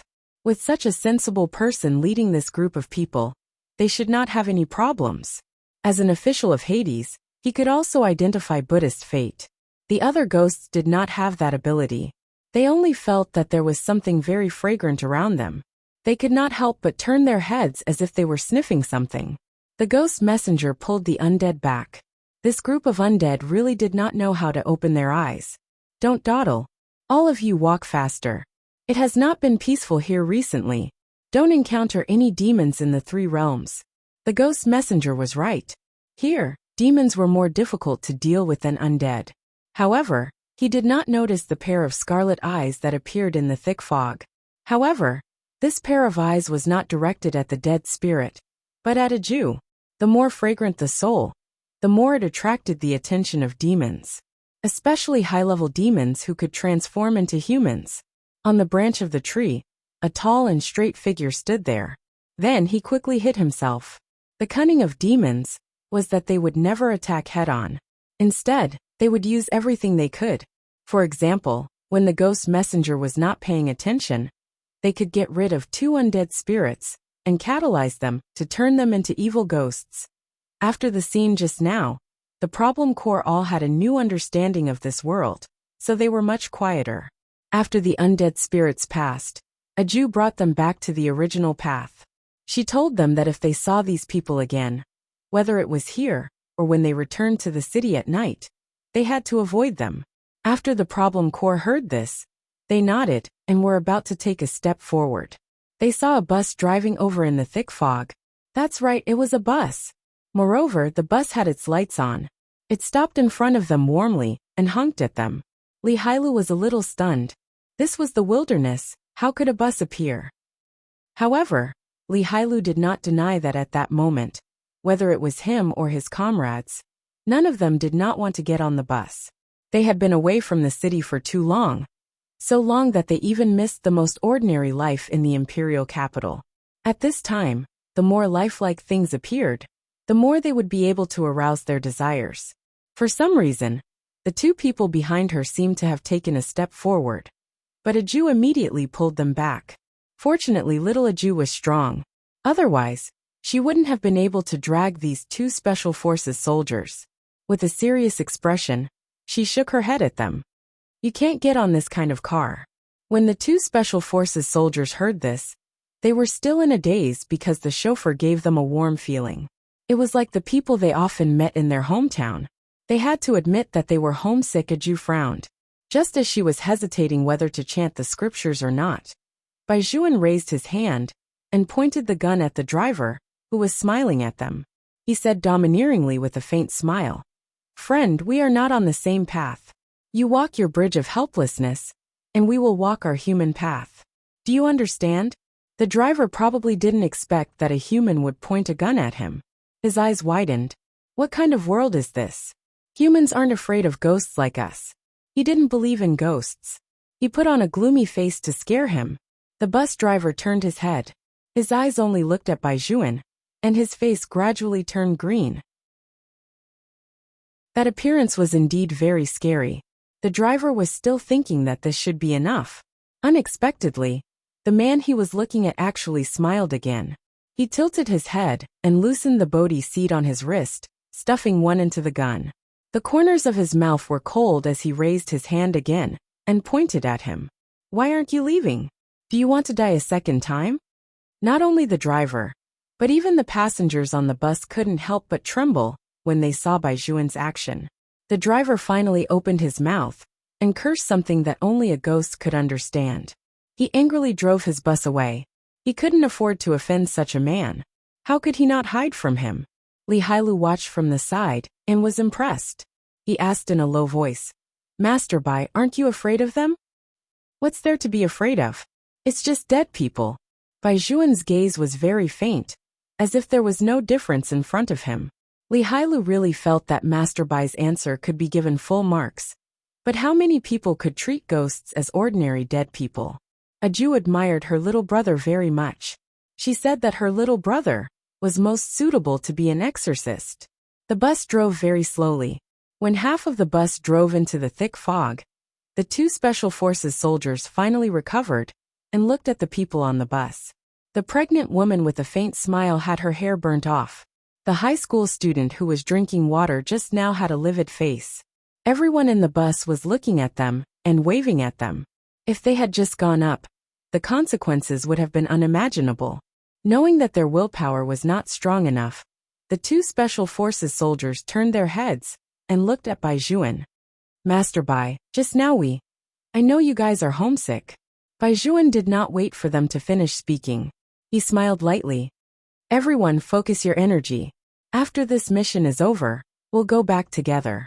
The problem soldiers all nodded. Perhaps the mission this time was too special, making them feel different as well. The small matter that they had not discovered in the past turned out to be so blissful.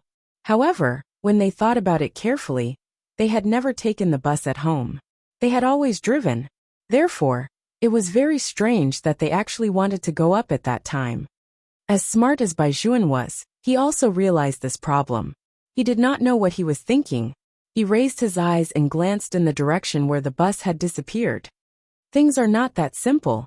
Be careful later. Yes.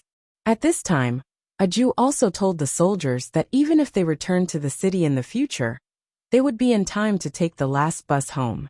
The faster the driver drove, the fewer people there would be, which was more normal. This was because the driver was also human. He was also in a hurry to go home, so it was impossible for him to smile so warmly at you.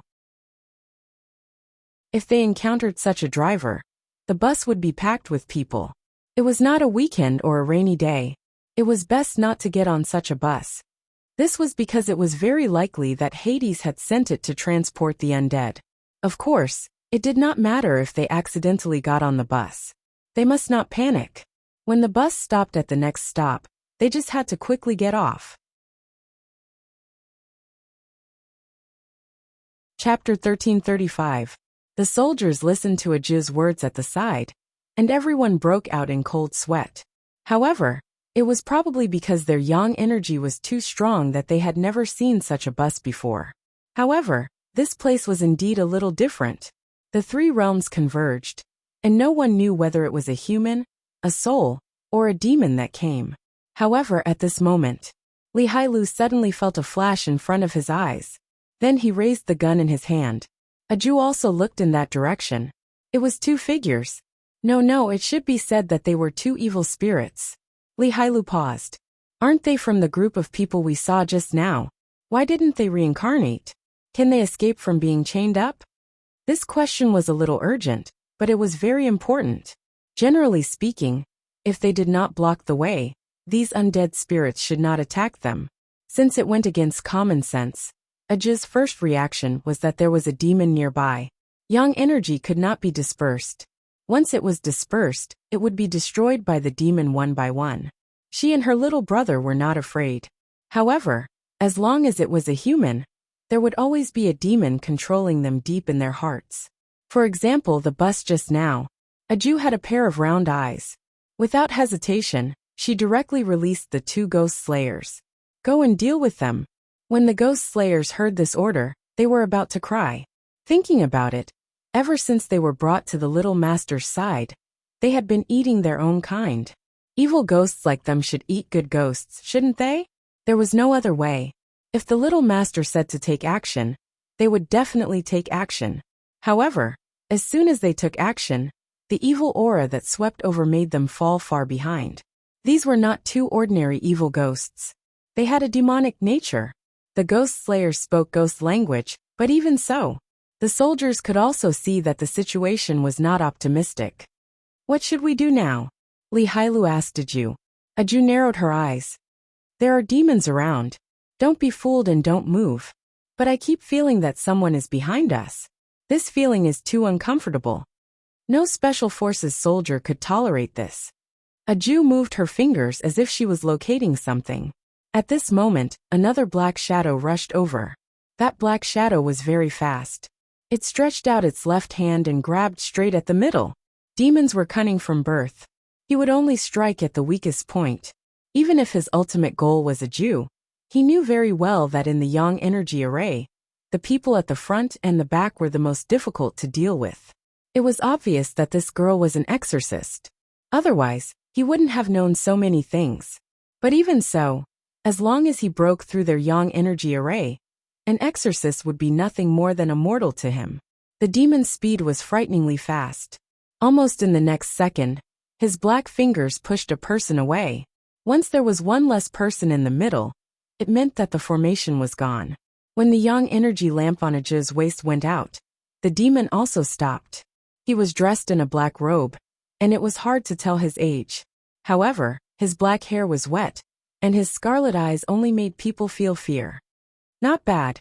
The demon laughed a little crazily and licked the tip of his tongue. But compared to a man, I prefer the soul of a girl, especially since your spiritual aura is so abundant. How about it?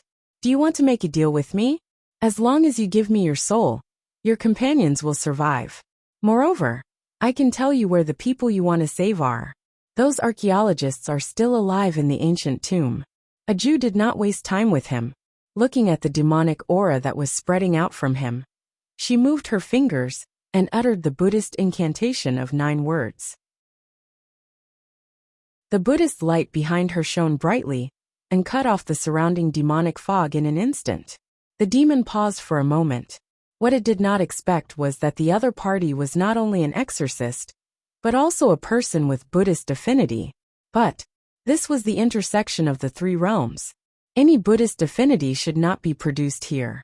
Why could she still attract the Buddhist light? Other than Ksitigarbha, who else would have such an ability? This girl. Who exactly was she? The demon's expression changed, and all kinds of guesses came one after another. Just as he was about to be swallowed by the Buddhist light, his eyes suddenly lit up, as if he had thought of something. He transformed into a cloud and merged with the surrounding environment. He fled in a very sorry state, and even his demonic nature was weakened by half. He even suspected that the person he wanted to kill was deliberately hiding his power here. If this was not the intersection of the 3 realms, it was very likely that as soon as he appeared, he would be burned to death by the Buddhist light. Fortunately, he had cast a layer of ghost identity on himself. Otherwise, the consequences would be unimaginable. But now it was different. Since the outer skin on his body was gone, he could put on another outer skin. After all, demons were everywhere. Since there was no yang energy array, he could completely hide in their team. As time passed, that person's soul would be devoured by him. It was said that the human heart was the easiest place to breed demonic intent. The reason why he could hide was all because of this. Aju was worried that he would use such a move. Now that she saw that the demon in front of her was gone, not only did she not smile, but she also frowned heavily. Then, she turned her head to look at the problem army. Those people were all at a loss. They did not know what had happened. Their minds were filled with the Buddhist light that filled the sky just now. Aju's brows furrowed again. This time, even her expression became solemn.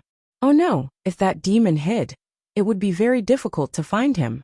So what if you have the light of Buddha? As long as there are humans, I can hide. Didn't you want to kill me just now? Now look around and see who I'll be on. You have to choose carefully. If I'm not here, you'll hurt your own companions when you make a move. That's right, the demon said in a low voice. You don't have to worry about me. If I'm not here, you'll hurt your companions when you make a move. Demons were cunning by nature. This sentence was not false at all. He pushed a Jew into a sure-death chess game. The demon was hiding in their group, and no one knew who it was. Not only could a Jew not tell, but even the person hiding the demon's identity did not know that the demon had already hidden in his heart. A Jew narrowed her tiger eyes. If she made a move, she was afraid that she would recognize the wrong person. When the time came, the demon would not be taken away, and that person would lose his soul. Because it was necessary to deal with the demon, she had to use the soul-removing spell. Once she was accidentally injured, she would not be able to return. But if she did not make a move, in less than 2 hours, the person hiding the demon in his heart would be seized by the demon and replaced. Chapter 1336. A Jew had a small face, and was about to walk towards one of the Special Forces soldiers. She heard a roar. As the earth and mountains shook, even the surrounding fog had a fundamental change. Not only the Special Forces soldier, but even the demon hidden in the Special Forces soldier's heart could not help but raise his head and look behind him. At this moment, all the animals in the surroundings could not help but widen their eyes. They looked at the huge back that was coming down from the sky and paused for a moment. The animals in the east seemed to have encountered a major disaster. All of them ran towards them. The leaders were actually a tiger and a lion. The problem was that the soldiers had never seen a tiger and a lion so afraid of something before. It was not an earthquake, nor was it a landslide, but it was the gradually appearing black shadow that made the entire mountain look different. Some people said that once the sky devouring appeared, all the beasts retreated. None of the beasts dared to approach it. This was the power of an ancient divine beast. No one could stop it. It was even more difficult to deal with than the fire Qilin, because in its mind, other than eating, it was still eating. It ate whatever it saw. That was its specialty. As the clouds and mist surged, it appeared in front of everyone just like that. Because it was too sudden, no one had time to react. A Jew was caught by it with a bow, along with all those things. Compared to its huge body, the sky devouring's movements were fast and agile. In almost the blink of an eye, it disappeared into the clouds and mist again. When this wave of beast tide passed, people realized that a Jew, who was originally standing in front of them, had actually disappeared. It was just an instant. Baijuan's face instantly turned cold. That kind of gaze was as if it had been penetrated by ice.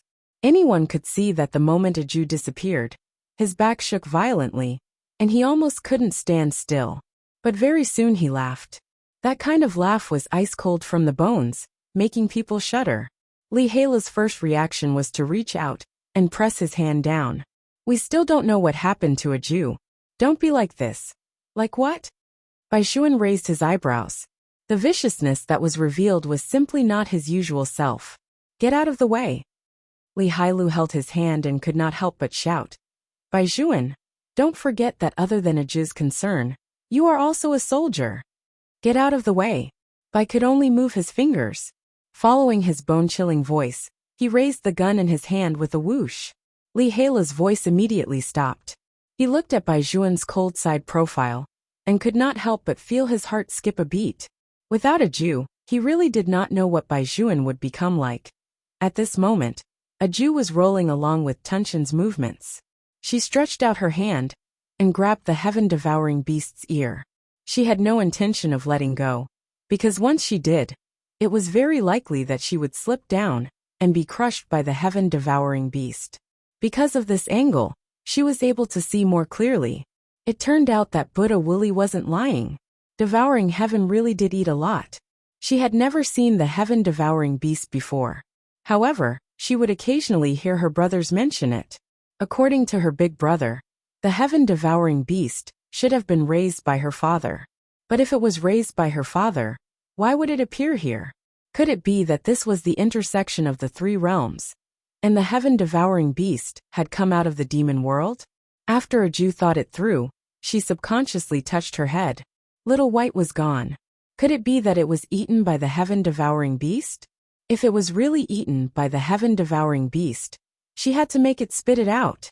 However, Little White would also grow bigger. According to the current situation, It didn't seem like it was eaten by the heaven-devouring beast. As long as it wasn't eaten, it was fine. Aju leaned over to avoid the flying wood. The heaven-devouring beast suddenly stopped, and then its big claws slapped the water surface. Bang! Bang! Bang! Many fish jumped out of the river. The heaven-devouring beast bent down and picked one up. As if it realized that there was something on its ear, it shook its head left and right. After a while, it shook Aju off. The heaven-devouring beast looked at the little person in front of it and touched her with the tip of its claws. What a familiar feeling. For some reason, the heaven-devouring beast, which had always eaten whatever it saw, actually only looked at Aju like that and did not eat her. Although Aju was not short, she was very petite in front of the heaven-devouring beast. Her long black hair hung straight down to her waist, and her small face was also full of vigor. She did not show any signs of being scared at all. In the thick fog, that scene looked extremely mysterious, like a scene from a comic book. A young girl with black hair stood in front of a huge divine beast. The human and the beast looked at each other peacefully. Even the wind became gentler bit by bit. The petals that had been raised earlier also fell beside Aju's feet. There was always a hazy sense of beauty when it looked like this. Aju opened her mouth and even stretched out her hand. It was very cute.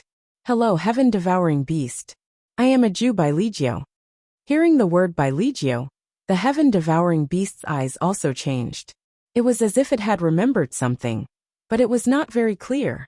However, this did not affect the heaven-devouring beast from expressing its goodwill. It was clearly a divine beast, but its movements looked a little steady. One of its claws slapped the surface of the water again. This time, the fish did not enter its stomach, but directly jumped in front of Aju. The heaven-devouring beast. Oh no! It should be said that the little seventh prince's way of making friends had never changed since ancient times. He would invite whoever he liked to eat. Previously, when he met Hellion Vivian, he did the same. However, at that time, he called Hellion Vivian third sister-in-law. And now, only the memories of ancient times remained in his mind. Many things had yet to be recovered. He did not even know that the person standing in front of him was the child of his third sister-in-law and his third brother. The heaven-devouring beast's claws stretched forward again, meaning that it wanted Aju to eat quickly. Fortunately, the person the heaven-devouring beast met was Aju, a foodie. If it had met someone else, they definitely would not have understood what it meant. Aju had a pair of round tiger eyes. Then, she bent down and touched the heaven-devouring beast's claws. She chanted Ba very seriously. I don't eat meat. If you have vegetarian food, I will eat it. Chapter 1337. Tunshin was a divine beast. It had 5 senses and knew people well. It could understand everything Aju said. When it heard that Aju wanted to eat vegetarian food, its thick claws held the trunk of the poplar tree beside it and shook it casually. Countless leaves fell from above. All of them fell in front of Aju's eyes, almost burying her. Then, it looked at Aju again and treated her in a very tiger-like manner. Aju looked at the leaves, and the little tiger's face was a little conflicted. Although this is vegetarian, the leaves of the poplar tree can't be eaten. Can't be eaten? Tunshin tilted its huge head. After all, in its heart, even a mountain could be swallowed if it was really hungry. How could desserts like the little leaf not be eaten? It was probably because the other party did not like it. The man and the beast began to look at each other again. For the sake of eating, they were also very hard-working. If Weiwei knew that the two of them were like this, she would definitely laugh out loud. When the big foodie met the little foodie, it was simply enough. Seeing that the little person in front of it was not moving anymore, it tilted its big head and thought seriously for a moment before lifting Aju up again. This time, Tunshin was very serious. It did not walk as fast as before. It looked very cautious. It was probably afraid that Aju would fall from its hands, or that something would cut Aju. Aju's round tiger eyes were stunned. She did not understand. Where was Tunshin taking her? It was also filled with fog. The problem was that on the other side, they were really afraid that Baijuan would do something, because he was really different from his usual self. The color of the surrounding fog made him even more cold and elegant. In the silence, His deep gaze was like a cold river under the moonlight, so cold that it made people tremble involuntarily. Most importantly, his muzzle was actually aimed at one of them. Master Bai, what do you want to do? Li Hailu was so anxious that even his expression changed. Not to mention the sledgehammer that Bai Juan was aiming at with the muzzle of the gun. His lips were even paler. Captain. He had never thought that one day, the captain would point a gun at him. Li Hailu's eyes were red. Bai Juan, wake up. Come out. Bai Juan did not pay attention to Li Hailu. Instead, he looked at the sledgehammer with deep eyes and said something very inexplicable. Dechue's fingers paused. Captain? He really didn't understand what was going on. Devils were different from ghosts. If one was possessed by a ghost, one's body would belong to the ghost. However, after being possessed by a demon, the demon would hide in the person's heart. It would not immediately control the person's thoughts. Instead, it would devour the person bit by bit and demonize the person. So even the person possessed by the demon didn't know what was going on. However, Bai Juan's eyes were deep and cold. He still said, come out. At this time, Li Hailu also understood what he meant. However, how did Lord White know that the person possessed by the demon was Dechue? Captain, what do I not understand? What do you mean by out? Dachui was the most loyal person among the few of them. Whether it was entreating Bai Juan or carrying out missions, he was the kind of person who did not talk much and worked hard. Bai Juan took a step forward. Li Hailu turned to the side to block. Could it be that you made a mistake?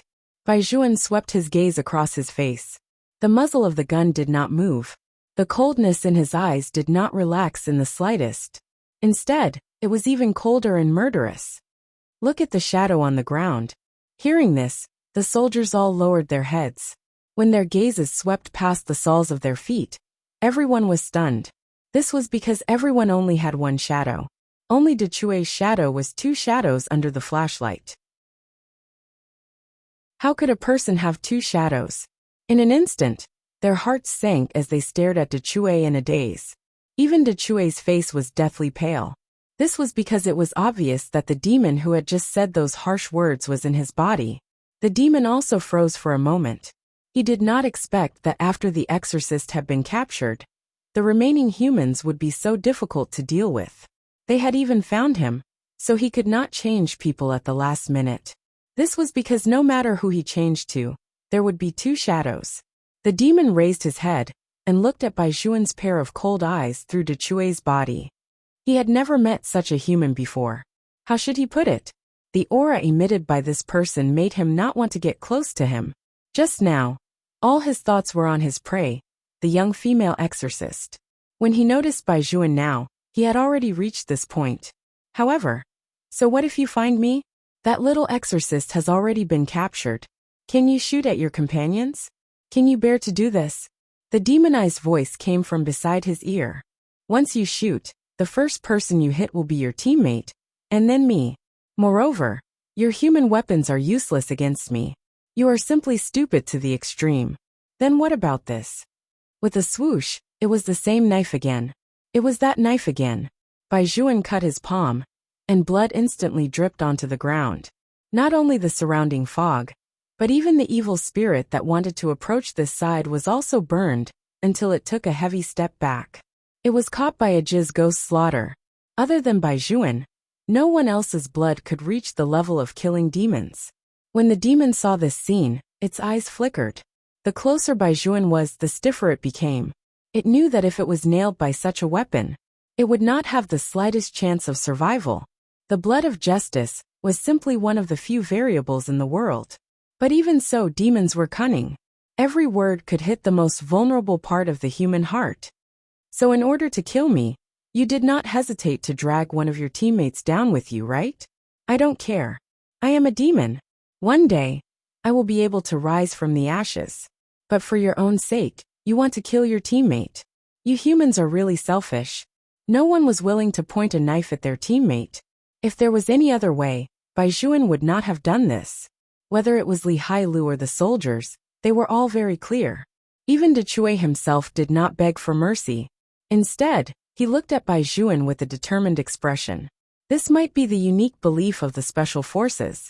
Every one of them was looking at Bai Juan, waiting for him to make a decision. Bai Juan's eyes met Dechue's. I would rather my teammate die under the muzzle of my gun than let him become a walking corpse. He has no feelings, no thoughts, and is controlled by something as a killing puppet. Moreover, my knife technique might be able to help him save his life. But if he is controlled by you, his soul will be shattered in the end. Even after death, he will not be able to reincarnate. This choice is not that difficult.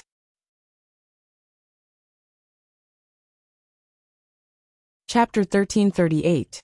And we always remember what we are here for this time. After hearing this, Sledgehammer's eyes moved, and he stood even straighter.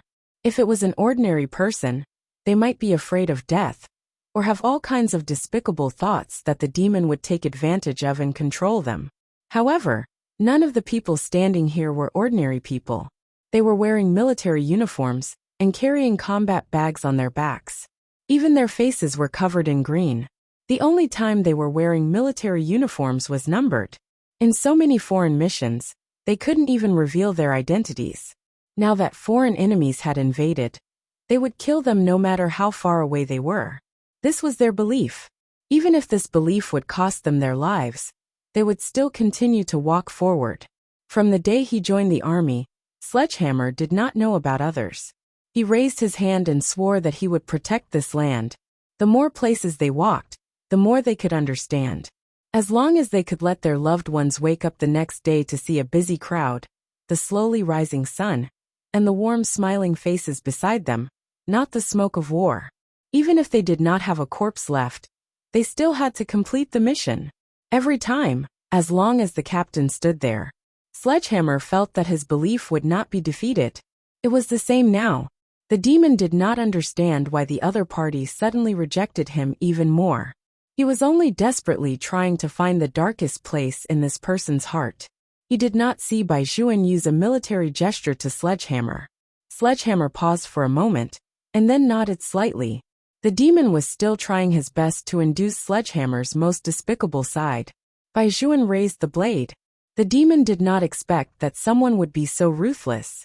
Moreover, this was the first time he had encountered such a possessed person. The firmness in his heart was too difficult for him to shake. At that moment, the demon knew that he had to retreat quickly. Otherwise, once the blood of justice touched him, he would have no chance of escaping. Just when Bai Juan's blade was a few inches away from Sledgehammer, the demon quickly flashed out. Bai Juan retracted, and the blade fell into his palm. By the time the demon reacted, it was already too late. It turned out that Bai Juan did not intend to stab Sledgehammer from the beginning. What he wanted to do was to force the demon out. The demon thought that he was cunning, but at that moment, he was also stunned. So much blood flowed out from Bai Juan's palm, but his handsome side profile did not change at all. Other than the pale color of his lips, his eyes were cold. If it weren't for you, a Jew wouldn't have been in danger. Demon, no matter what you are, I will crush you with my own hands. That kind of killing intent made the demon's scalp numb.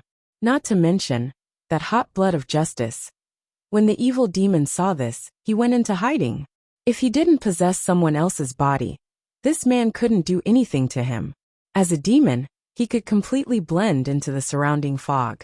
No matter how fierce and powerful this man was, he didn't have the heaven's eye and couldn't see him at all. At the end of the day, he was afraid of men. Men couldn't crush him. He was still so carefree and happy. However, just as the evil demon was feeling smug, a tall and slender figure slowly walked out of the clouds for the readers. Second update, good night, moi. Chapter 1339. There was a swoosh. Many nightingales soared up in the surroundings. Large patches of black feathers fluttered down. 3,000 feet below, prosperity filled the air. It was said that that was the beginning of all evil. With every step the man took, black feathers would fall. A well-ironed handmade suit outlined his appearance. He was so noble that it was almost bewitching. There was fog all around, but there were no traces on the man's body. Instead, his face looked even more hazy and clean. His hands were wrapped in pure black gloves along the lines, but his hair was silver. It draped behind him and reached his waist. He was like a person who had walked out of a comic. He was noble, ascetic, and extraordinarily handsome. There seemed to be countless clouds churning behind him. No one could see clearly what was hidden in the clouds. However, the problem soldiers did not know. But it did not mean that the demon did not know. The demon had already begun to retreat, but he found that his body did not listen to any of his orders. It was submission and fear that burst out from the depths of his blood. He did not even dare to look up at the man's eyes, let alone the clouds behind the man that were like an abyss of hell. No one knew better than a demon what that was. The devil opened his mouth, and his body was completely exposed under the influence of the man's demonic nature. His entire face was pale, and his lips trembled as he looked at the man. Even his tone became unstable. Your Highness, Your Highness? After the problem soldiers heard this title, they looked at each other. This was not ancient times. So why was he called Your Highness?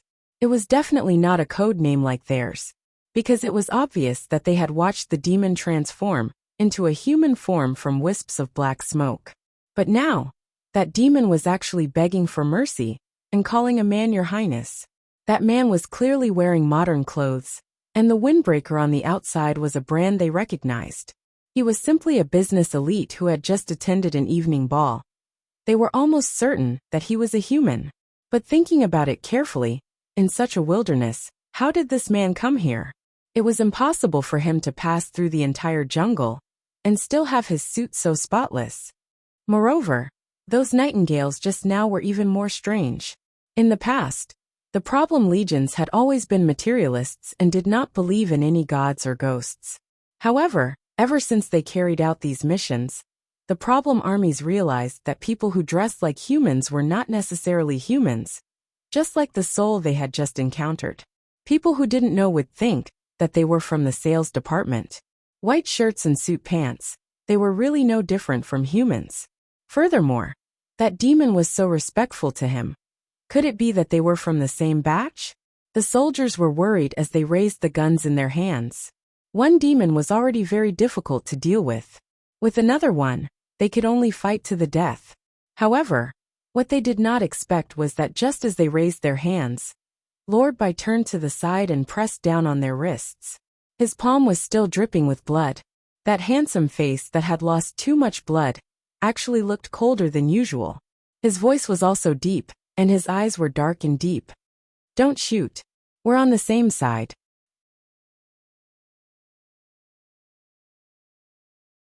Chapter 1340. One of them? The soldiers looked at each other in dismay. If he was one of them, why had they never seen this man before? Could it be that he was also from the Tang sect? No, it didn't seem like it. The people from the Tang sect were very unique. Even if they didn't wear military uniforms, they would still hold machine guns in their hands. But this man didn't have anything in his hands. He looked like a young master from an aristocratic family. His entire body was noble and cold. When he swept his gaze across the demon in front of him, it didn't seem like he was looking at a foreign species. The corners of his mouth even had a mocking expression, as if he was looking at an ant. This man, who exactly was he? This was the question in everyone's mind except for Li Hailu. It's him. Li Hailu seemed to be unable to hold it in anymore. His eyes shook violently. Baijuan, that's him, right? Baligaju. Little Aj's father, that business legend. He appeared once at your birthday party. But why do I feel that he is no different from back then? It's as if he has never aged. After realizing this problem, Li Hailu really felt that time seemed to have stopped on the man's face. No matter how handsome he looked at that time, he still looked the same now. However, after the passage of time, the man looked even more mature. Even so, Li Hailu still felt that the aura emitted from his body was still indescribably violent. If a person looked like this 5 years ago, he still looked like this now. Could he be a human? Li Hailu suddenly seemed to have understood something. He turned his head to look at Baijuan. Could it be that a Jew is also? A Jew is not. Baijuan seemed to have guessed his thoughts. He opened his mouth to interrupt him, his eyes dark. A Jew is a Buddha, the reincarnation of a true Buddha. Li Hailu was shocked. But you and a Jew, the two of you already knew. Is it important what a Jew is? Baijuan looked at him, his eyes pitch black. To me, she is just her. Li Hailu was shocked again. He had always known Master Bai's deep feelings for a Jew, but only Master Bai could gather the reincarnation of a true Buddha at home. Most importantly, a Jew's father was obviously not a human. As if sensing Li Hailu's gaze, the man standing not far away lifted his eyelids indifferently. The floating clouds also churned in all directions. Rather than saying that Baligaju was looking at Li Hailu, it would be better to say that he was looking at Bai Juan. "Where is 9? A graceful voice slowly flowed out. These 4 words were spoken in a low and indifferent tone, as if they belonged to him. It was as if no matter what the surroundings were like, he would always be like this, even if he was stepping on a pool of blood. That's right. Baligaju stomped down with 1 foot, and the demon fell to the ground. Black blood flowed out of the wound. The demon could no longer describe the feeling in his heart. Why would His Highness, who had not come to the 3 realms for a long time, appear here?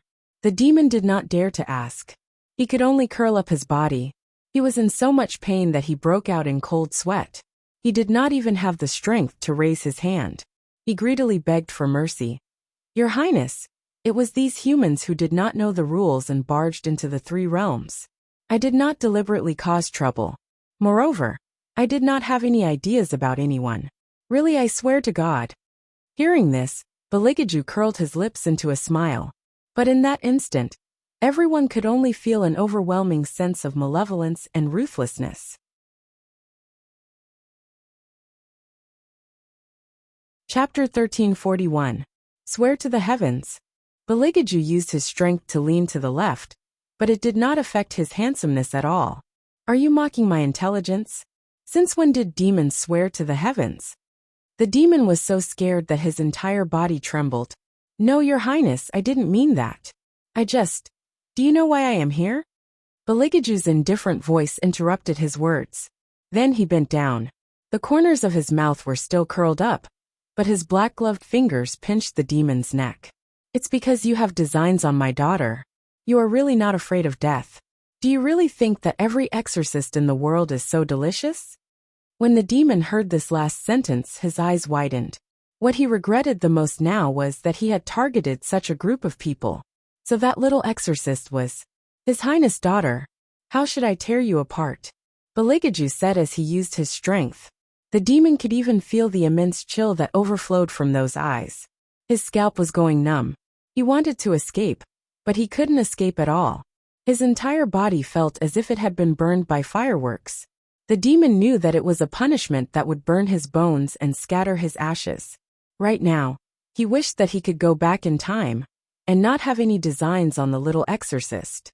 Even if he did, it would be better for the humans to deal with him than to be reduced to ashes. The demon raised his head and let out a final scream. Then, he turned into a pool of black water. The soldiers saw this scene with their own eyes. Their eyes were filled with disbelief. Such a death could not be explained by science at all. And this man, was he really a Jiz's father? The legendary King Seoju? Why was he so young? His skin was also too good. It was as if he was not a person of their age. After dealing with the demon, Baligaju stretched out his hand and took off the glove that had just touched the demon. He threw it on the pool of black blood. His expression was indifferent, and his eyes were also indifferent. He turned to the side and sized up Bai Juan. Then, when he saw the blood on the ground, he frowned. Subconsciously, as a pure demon, he didn't like the smell of justice. Therefore, Baligaju did not move forward. Instead, he stopped and asked again, "Where is the Jew?" Bai Juan's fingers tightened, and his internal organs were in pain. She was taken away. Baligaju did not think that with such a pure young aura, anyone could hurt his daughter. Moreover, this human from the Bai family was not a soft-footed shrimp. Bai Juan lowered his head. A breeze blew over, and the pieces of hair that fell down revealed a hint of loneliness. "I'm not strong enough. The one who caught her was Tunshin. If I had reacted a little faster." "Are you sure it's Tunshin who captured a Jew?" Baligaju interrupted Bai Juan's words with a very indifferent expression. His silver hair fluttered in the wind, and his entire body was filled with asceticism. Bai Juan's gaze deepened, but he stood tall and straight. "I'm sure. Then it's fine." Baligaju's voice revealed a hint of nonchalance and nobility. When two foodies get together, the unlucky ones are usually others. The soldiers were speechless. Was it that simple? Even if a Jew was a foodie, compared to a divine beast like Tunshin, she was not on the same level.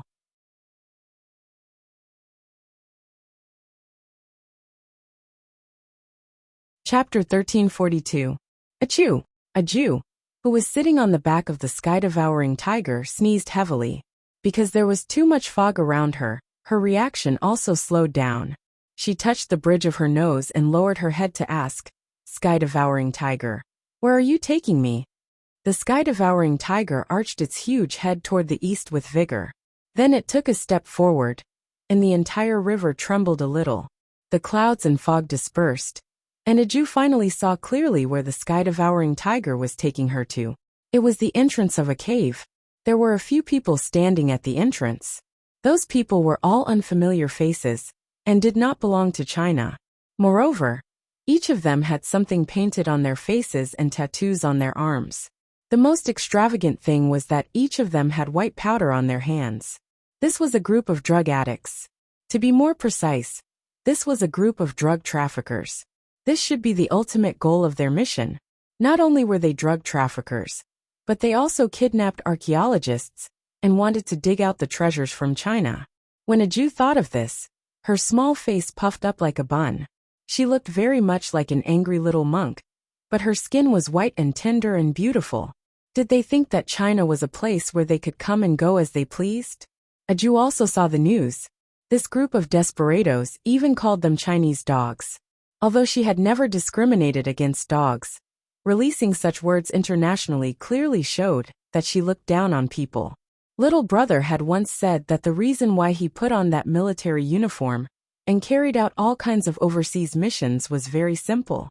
Even if we Chinese leave the door of China and go outside, we should at least be respected. Perhaps some public opinion was not wrong. China was still a developing country, and there were some things that it was indeed very backward.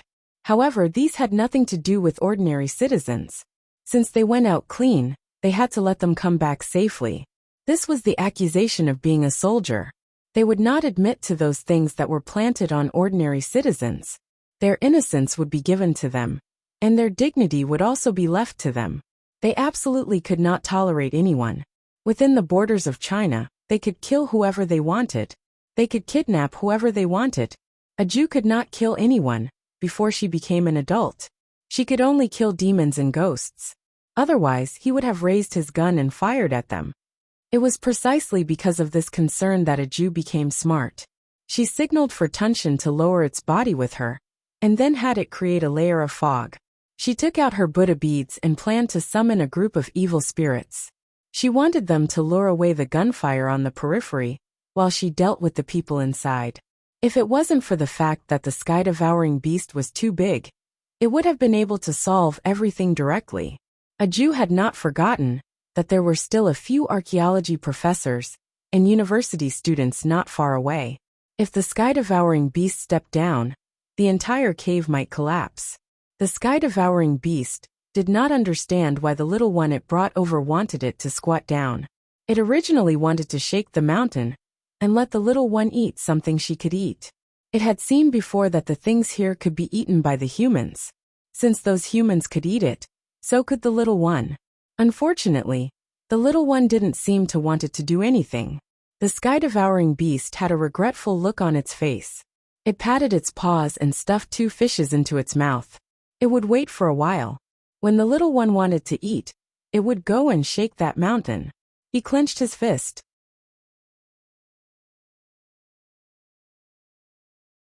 Chapter 1343. If the Fire Qilin knew about this, it would definitely ridicule it. Tunshin, is your mountain used to shake things to eat? We are both divine beasts. Can you show some of your dignity as a divine beast? Why do you only think about eating all day? Moreover, you are a prince. In fact, if eunuch Shangsuan knew about this, he would not be surprised at all. The 7th prince even ate the goldfish in the fish pond, let alone shaking a mountain for food. This was completely possible. The man and the beast looked at each other in the eyes of a tiger. Tunshin wanted to shake the people inside out for a Jew to eat. A Jew thought that she must save the professors. Although the ultimate goal of the two foodies was different, they still had to get the people out first. Aju chanted Ba. She thought that in less than 3 seconds, her ghost would definitely appear. But what she did not expect was that after 3 minutes, the two ghosts were still nowhere to be seen. Aju frowned and chanted Ba again, but there was still no ghost. These two ghosts were caught by her brother, and had a contract with them. No ghost dared to resist her brother's demonic nature. Unless there was a greater demonic nature than her brother. Could it be that this was the border of the 3 realms, so she could not summon them if they were far away? Aju guessed and shook her Buddha beads. It seemed that she could only think of other ways. Without those two ghosts as a catalyst, the other ghosts would not come over. She could not let Tunshin out. Although the bullets did not have any effect on Tunshin, it still hurt when they hit its body. She had to get rid of their firearms first. Aju narrowed her round eyes and suddenly thought of a way. Although she did not carry a bag, or have a gun on her, Tunshin got a bunch of fish. She could let Tunshin use the fish to bury them all, just like how she had just been buried by the leaves. With this thought in mind, Aju turned her head and said to Tunshin, "Put all the fish on their heads." All of them? Tunshin usually would not share its food with others. Especially the people standing outside the mountain. It would only want to slap them to death with its claws. But even the little one said so. It could not refuse. Anyway, the fish he caught this time were all for the little one. Since the little one said to throw them away, then he would just throw them away. The sky-devouring beast exerted force with its right claw, lifting the pile of fish and throwing it over. It wasn't a small number like a dozen fish, but a large number of fish suddenly fell from the top of his head like a storm. The nearly 10 foreign criminals guarding outside the cave didn't know what had happened. They raised their heads and looked above their heads. Their mouths were wide open, and their faces were filled with astonishment and astonishment. Actually, it was true. Even foreigners would only see hailstones falling from the sky. They had never seen fish falling from the sky, because the fish were raised wild in the deep pool of spring water. They were much fatter than the fish at home. They were long and big, and they were all alive and kicking. As long as one fell, it could cover a face, not to mention a large number of fish falling down. To be honest, a few of the criminals were already dizzy from the impact. They didn't even have the chance to open fire. After a few loud bangs, they were buried by the shoals of fish. They were still desperately struggling with their hands outstretched. Then, they saw a huge creature carrying a young girl slowly walking over. Chapter 1344. The girl was still wearing the military uniform of the Chinese Special Forces. The criminal's first reaction was to shoot. But when the fish fell from the sky just now, the guns in their hands had already been shot away. There were fish all around them, and their bodies were piled up there. Even moving was difficult. The most important thing was, what exactly was this giant thing? Could there be such a huge animal in the world? Everyone's eyes were filled with shock and fear. If they had guns in their hands, they could have shot at the huge creature's vital points. But now, although these outlaws were more ferocious than ordinary people, and were not afraid of fierce beasts, the sky-devouring beast was different. With the sky-devouring beast standing there, not to mention humans, even wild beasts would want to retreat. The criminal's legs were stiff from fear.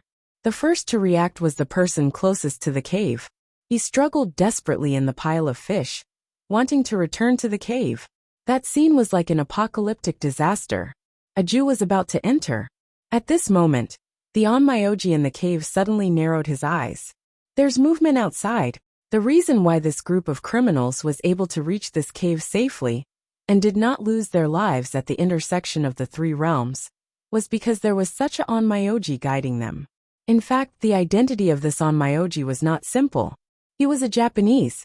When they invaded China, they knew about such an ancient tomb. The secrets of the ancient tomb were hidden in a black painting scroll. It was brought back to Japan by his ancestor. All these years, he had been gathering the wishes of his ancestor and finding many professionals to solve the secrets of the tomb. Finally, he figured out the exact location of the ancient tomb.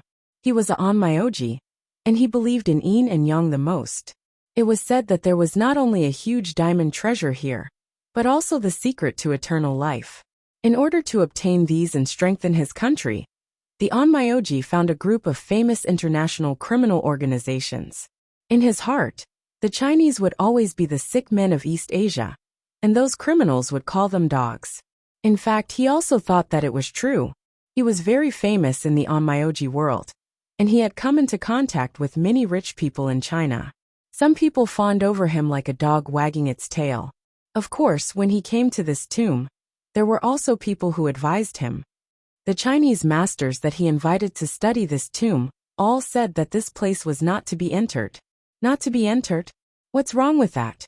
Wasn't it just a mechanism created by the Chinese? The Onmyoji had never cared about these things. They had even killed all the Chinese masters who knew about this secret. This time, he was able to successfully enter the border because he had funded an archaeology professor. So it was easy for him to avoid some checks. Therefore, Chinese people, as long as you give them a little benefit, they will sell a lot of things for it. He had seen too many Huaxia people living in China. They disliked everything about China. For the sake of a celebrity from a neighboring country, they would curse on the internet. They always felt that their country was inferior to others. When the Yin Yang master saw this, he knew that he had to use Chinese people to enter the tomb. Therefore, he followed the archaeological team into the Earth region. Of course, in addition to those masters, his friends also warned him that the Huaxia soldiers were not to be trifled with. They told him to be careful. Chinese soldiers? Compared to a Onmyoji like him, he was nothing.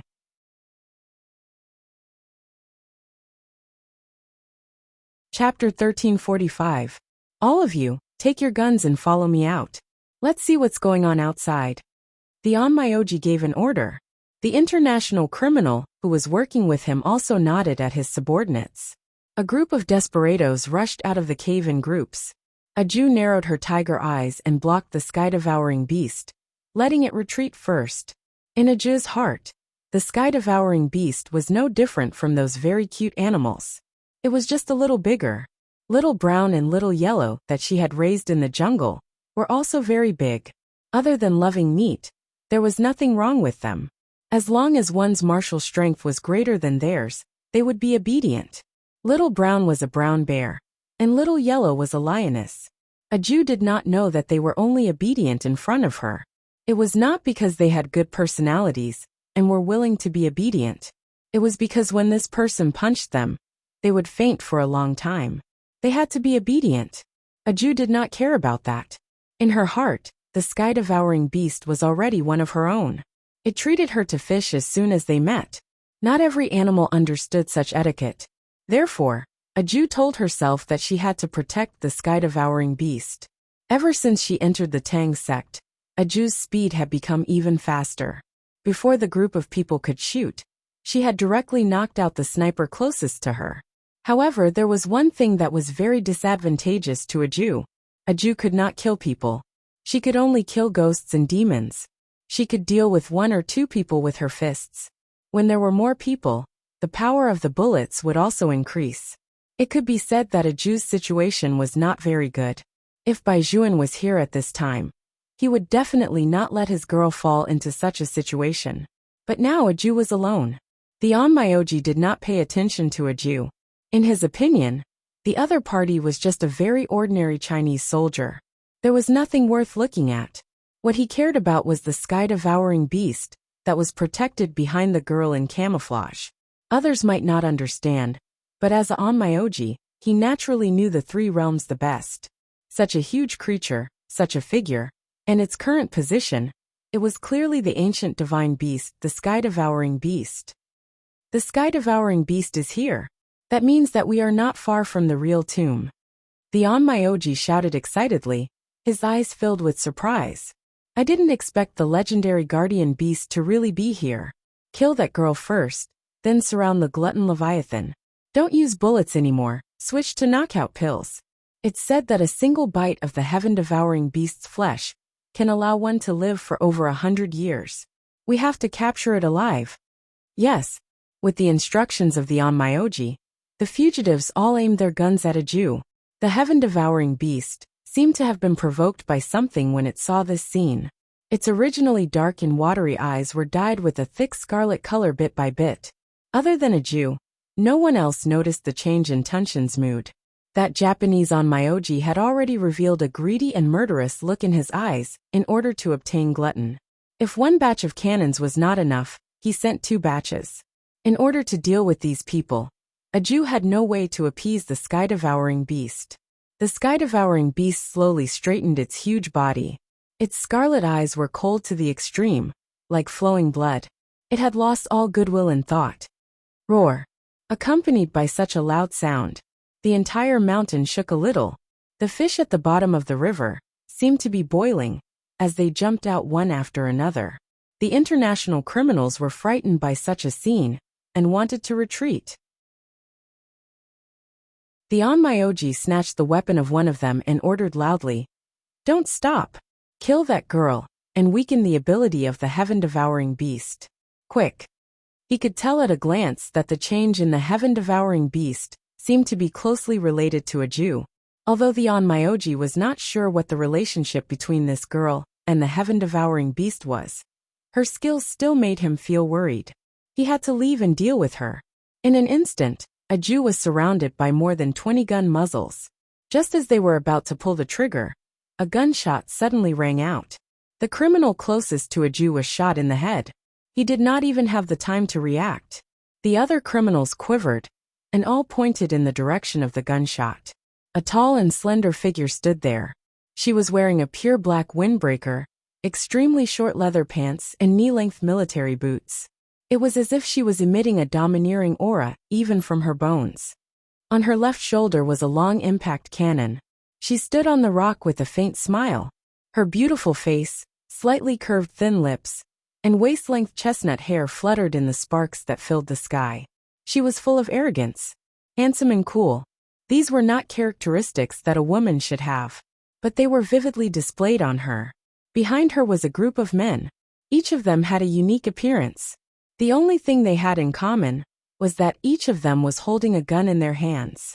This was a firearms organization, and it was a very standard firearms organization. Obviously, they were the ones who fired the shot just now. When Aju saw this scene, her figure paused. Her round tiger eyes were a little bright, but her expression was silly and cute. Mother, why was she here? With this thought in mind, the white cat jumped onto her head. Its tail swayed back and forth arrogantly, which was very in line with the nobility of the White Fin clan. Was it Xiaobai who found her mother? Aju smiled happily. If it wasn't for the wrong time, she would definitely have jumped into her mother's arms. She hadn't seen her mother for a long time. Under normal circumstances, her father liked to live a life with her mother. He always brought her mother to the demon world to see the mermaids. However, she heard from her elder brother that every time her father went to the demon world, there would be many people crying, and the mermaids would be forced to dance. In short, it was different from the mighty and domineering demon world that she had imagined. It was also possible that her father was too handsome. Wherever he went, he would make people feel inferior. That was how she understood it. However, Aju still did not understand why the mermaids without legs could dance.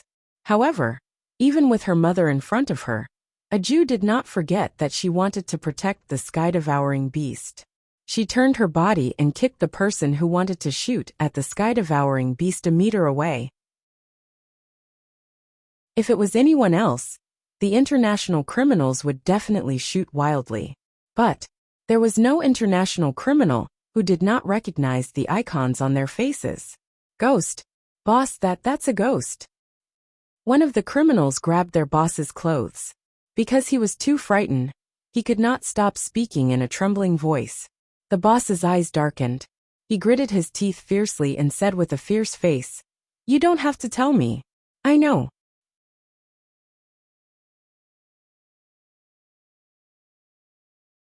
Chapter 1346. Why would the ghost organization appear here? Didn't they already live in seclusion in the most central city of China?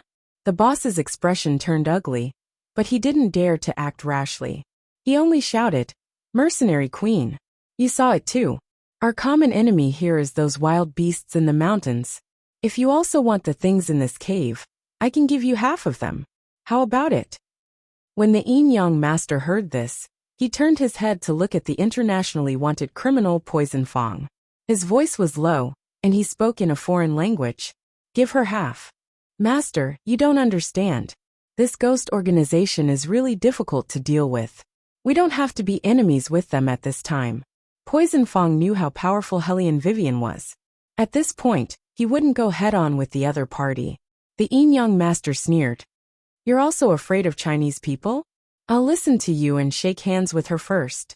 When we're done hunting the glutton, we'll deal with her. The two of them had a good idea. However, before Poison Fong could open his mouth again, Hellion Weiwei opened her mouth in an indifferent voice. She leaped down from the boulder. Her movements were so dashing that even the windbreaker draped over her body fluttered in the wind. She was filled with hostility as she said, Poison Fong, this cave originally belonged to my great Huaxia. Why are you giving me half of it?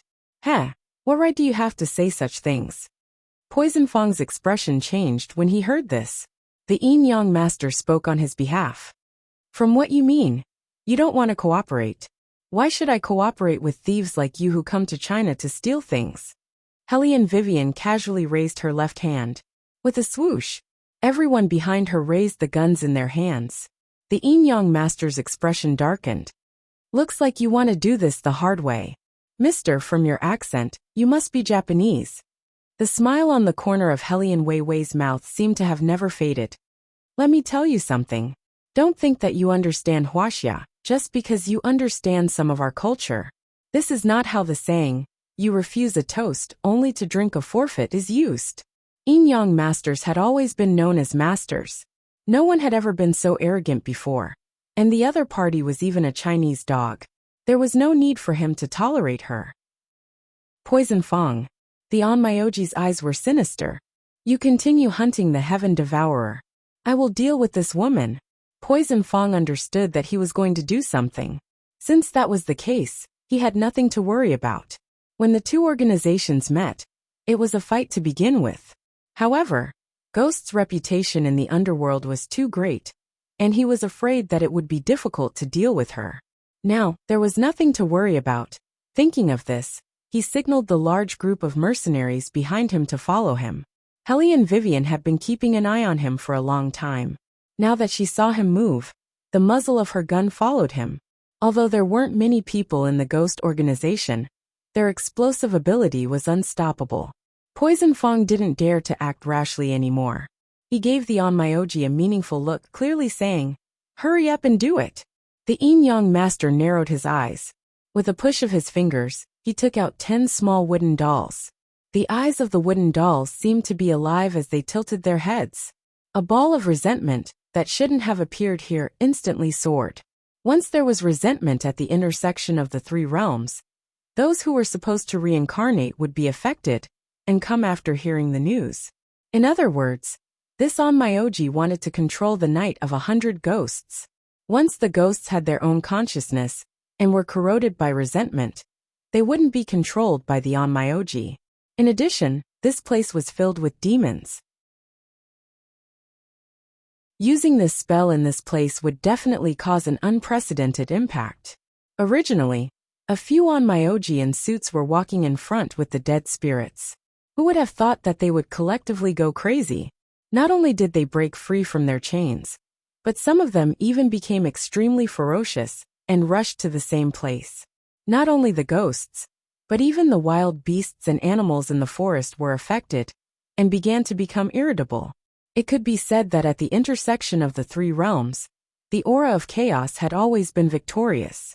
Now, the Onmyoji's method would only stimulate those simple creatures. Only they could be used by him. He didn't care what the result would be. After all, this wasn't Japan but Huaxia. After receiving the news, the judge in the underworld hurriedly ran to their Highness office. Your Highness, it's not good.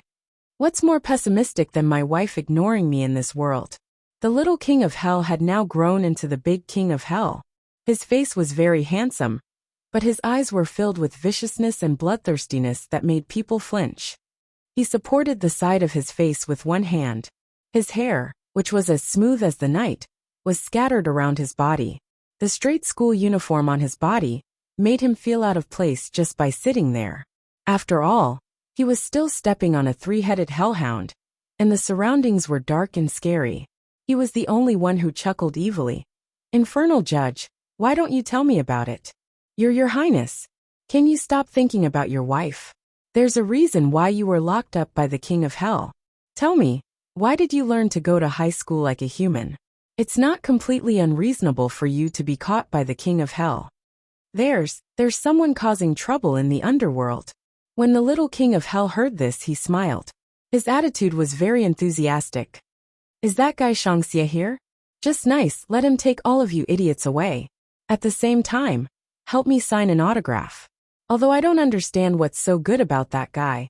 My wife seems to like watching the movies he acts in. No, it's not young Master Shangxia. When the judge said this, his heart ached. Why is it that after thousands of years, their little highness's character of siding with outsiders hasn't changed at all? The little King of Hell tapped the side of his face with his slender fingers. He was already in the appearance of a teenager. If it's not Shangxia, who is it? It's a young master. The judge finally finished reporting the matter. After confirming that the young master's surname wasn't Pei or Pei, and it wasn't Hellion Vivian, the little King of Hell laughed bloodthirstily. Do you think that I'm a place that you can casually enter? Judge? Yes. Go and get the key to the Xianbing iron chain in my hand. I'm going to destroy him. Yes. No, that's not right. The judge turned around and looked at his little master. Your Highness, are you really going to destroy him? Are you not using this opportunity to return to the human world? The King of Hell's son glanced at him and said, Trust me more, okay? Little master, you have too many bad records.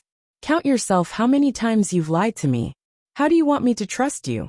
The judge lowered his head and muttered, You have to promise me that you'll teach that young master a lesson once you leave the underworld. The little King of Hell crossed his long legs and said casually, I promise. After teaching him a lesson, he'll look for his wife. What's there to be conflicted about?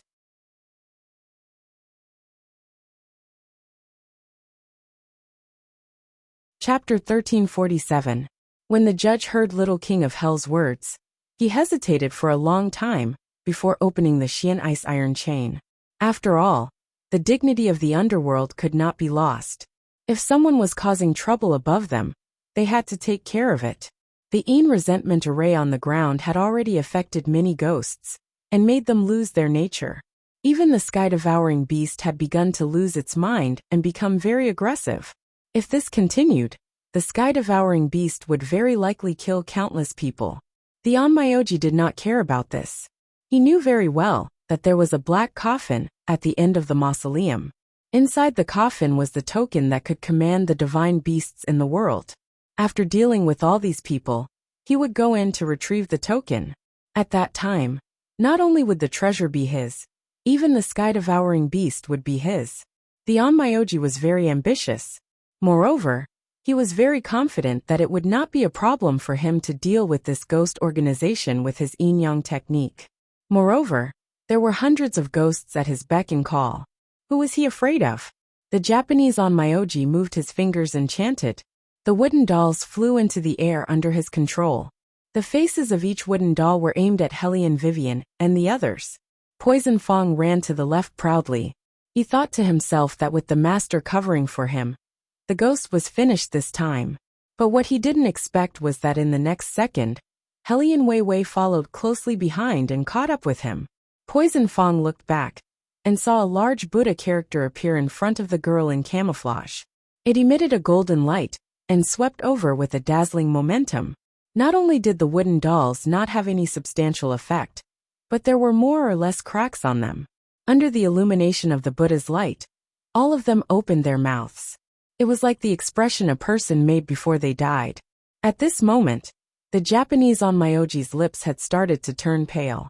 Even his eyes were shaking. He did not expect that the other party would have such a strong affinity with Buddha. Not only that, even her magic was above his. The Onmyoji did not believe that there was someone more powerful than him in Huaxia. He gritted his teeth and deepened the incantation. However, the difference in strength was too great. No matter what he did, it was useless. From the moment a Jew was born, it meant that all these wooden dolls would be shattered. No matter how deep one's resentment was, one would want to flee in fear upon encountering the Buddha's light. When the Japanese made wooden dolls, they would use the most realistic human eyes. It was said that only then would the dolls look more lifelike. In fact, it was because of the presence of human eyes that the endless resentment gathered. The wooden dolls all closed their eyes, which meant that the Yin-Yang master's magic would weaken. Aju said to Helly and Vivian angrily, "Mom, hurry up and save the sky-devouring beast. I'm here." The reason why Helly and Vivian was free to deal with Poison Fong's gunpowder attack was because she knew about the formation and didn't need to do it herself. The Japanese on Myoji clenched his fists tightly. He didn't expect to meet an opponent in the industry this time. His eyes narrowed even more viciously, and even his face looked gloomier and scarier than usual. He had to admit that compared to the girl, his magic was like child's play. However, the Yin grudge formation had been formed, and there were 100 ghosts behind him to support him. Every dead spirit would listen to his orders and attack people. No matter how powerful the girl was, she would only become food for this group of malicious ghosts. Not only the girl, but everyone else could forget about escaping.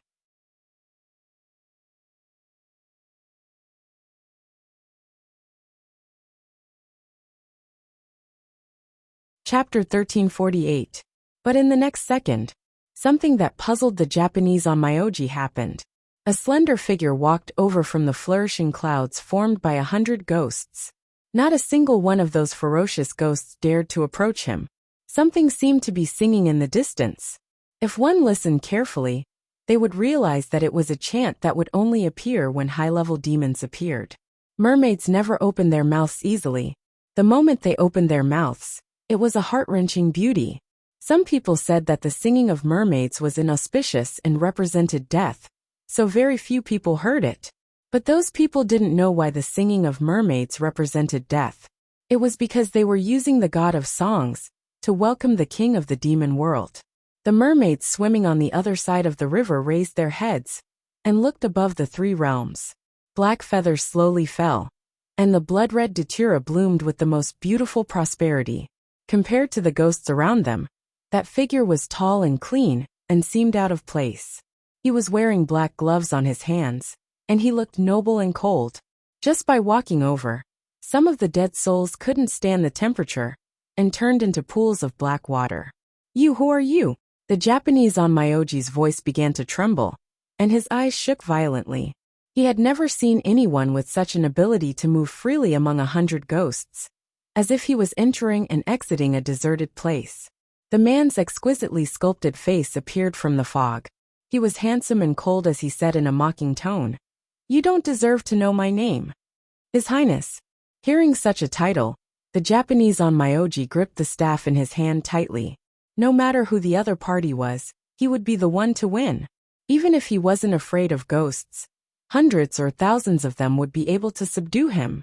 Just as the Japanese on Myoji was thinking about this, a chuckle suddenly sounded in his ears.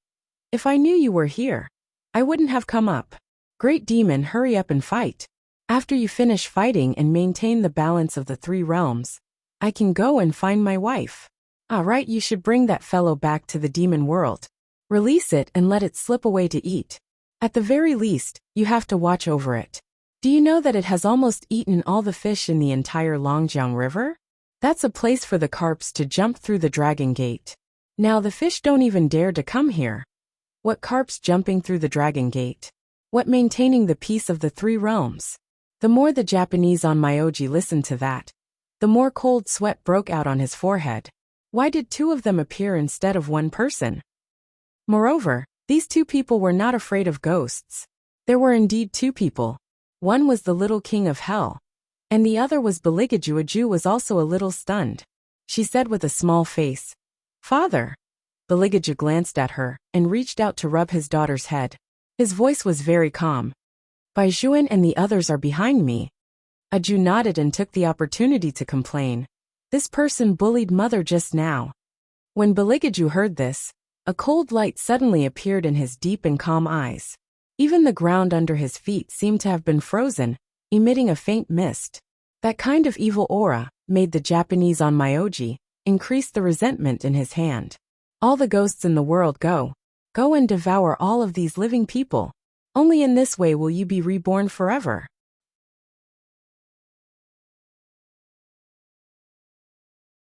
Chapter 1349. As the incantation fell, almost all the evil spirits on the ground were wailing. The Japanese onmyoji stood in the wind. Half of his face had been assimilated by the ghosts, and his eyes were filled with pride. He wanted to see how these people could resist him when the night of 100 ghosts descended. Those ghosts were all in the clouds, forming a huge black vortex. Each of them stretched out their arms as if they had just crawled out of hell. The sky completely darkened because of the appearance of the ghosts. Even Poison Fong and the others were affected by this energy. When they fired, they became even more fierce. Hellion Vivian waved her left hand, and countless Buddha's light spots covered the bodies of her brothers. That was to avoid the resentment. The most worrisome one was Tunshin. She didn't stop at all. She stepped on the leaves and jumped onto the shoulder of the berserk Tunshin.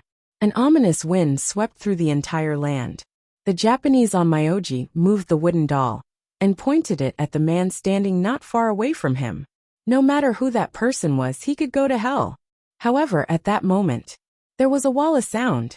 Countless black feathers rose from the ground. The clouds behind the man seemed to gradually change color. It was as if something was surging behind him. At the beginning, the Japanese onmyoji didn't see what it was clearly. When he saw the great demons and great demons surging in the sky, he took a step back. What exactly was that? Before the Japanese onmyoji could regain his senses, in the eastern sky, a red azure dragon appeared. It rolled its dragon tail and hid behind the man. It wasn't just the azure dragon. In a ball of fire, the Chilean divine beast appeared out of thin air and sat on the right side of the man. Its outstretched claws could almost start a prairie fire. The Japanese onmyoji wasn't an ordinary person. He knew very well what the two divine beasts represented. But who could have such an ability to make the two divine beasts appear at the same time? And then, to be so respectful to that person. The Japanese onmyoji suddenly recalled the information he had read about this tomb. The records had mentioned that the owner of the coffin had extraordinary abilities. Some people said that he was a demon, while others said that he was a god. However, until now no one had actually verified it. He only knew that no matter how big the world was, no matter if it was gods or devils, only this person could command the masses of devils and possess the green dragon Chilean. Could it be that he was? How was that possible? A few thousand years had already passed. Shouldn't that person have died a long time ago? The Japanese onmyoji's fingers trembled at the thought of this. He wanted to hold on to his attack. However, what he did not expect was that the evil spirits that swarmed over all knelt on the ground as the man walked over. It was as if they were welcoming their king, trembling in fear and trepidation. The man was still smiling, and the curve of his mouth looked incomparably noble. The whistling north wind fluttered the black cape on his body. As he walked, his pitch-black eyes gradually turned blood red. That was the sign of a demon. His hands were still wearing black gloves. His suit was well ironed, but countless datura flowers bloomed under his feet. He stepped down in midair, as if this was not the human world, but the demon world. In the primal chaos, ghosts and devils alike, the appearance of this aura caused them to submit to it like never before. Their king had finally returned.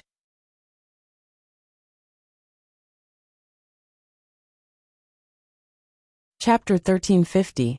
The Japanese onmyoji could no longer move. His entire body froze on the spot. He watched as the evil spirits, who were supposed to be under his command, turned their heads, and each of them aimed their gazes at him. The Japanese onmyoji was so scared that his face turned pale. He kept begging for mercy. No, don't come over. However, it was already too late. A group of evil spirits surged forward, not even leaving his soul behind. He, who had mocked that there was no one in this land, was really torn into pieces. His wooden dolls were turned into a pile of debris when Baligaju approached. The Japanese onmyoji thought that he was invincible.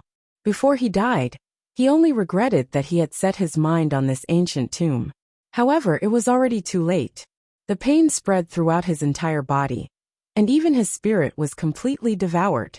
He was the one who suffered the consequences of his own actions. When Bai Juan and the others arrived, this was the scene they saw. He did not look at the ghosts. Instead, he pulled Ju into his arms. His fingers trembled as they turned into thousands of words. His voice was still hoarse. "Everyone else, listen up. Enter the cave and rescue the hostages." Bai Juan was always so righteous and awe-inspiring. His decision was not wrong. No matter how handsome a certain highness was, it was not suitable for him to save people. Who knows, he might even want to kill whoever he sees entering the mausoleum. After all, in his heart, there had never been anyone else. Now that Bai Juan was here, he gave up on the idea of killing them all. He lifted his eyes and looked at the irritable sky devouring not far away with his deep eyes. With a flash of his body, he disappeared in front of everyone's eyes. The little king of hell was still sitting on the rock, smiling evilly. With the Bai family and the great devil around, the matter was more or less settled. He took a look and the mission was completed. Since that was the case, he could leave in a while. However, he did not know how much of Sky Devouring's consciousness was left. In the clouds, Hellion Vivian was still climbing on the back of Sky Devouring. At this moment, Sky Devouring was completely different from when it was carrying a Jew.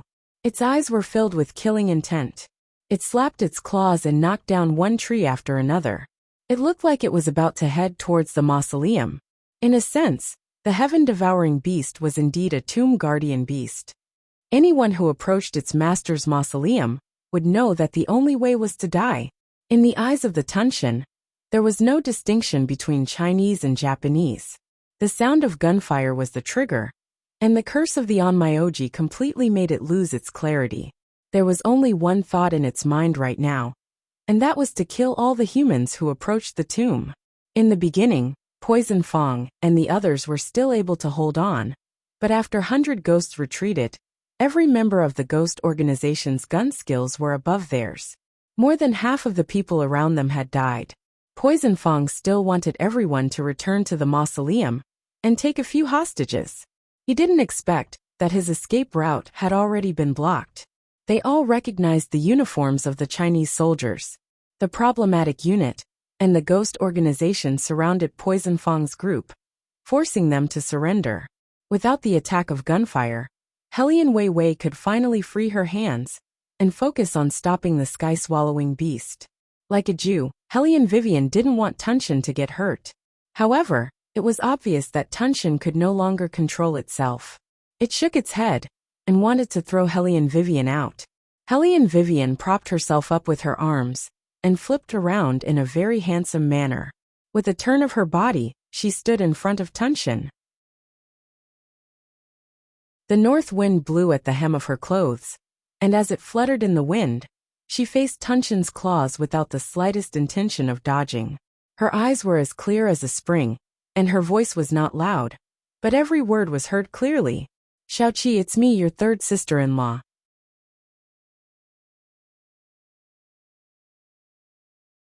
Chapter 1351.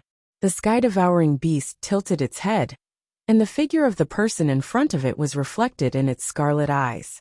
She was wearing a pure black windbreaker, extremely short leather pants, and knee-high military boots.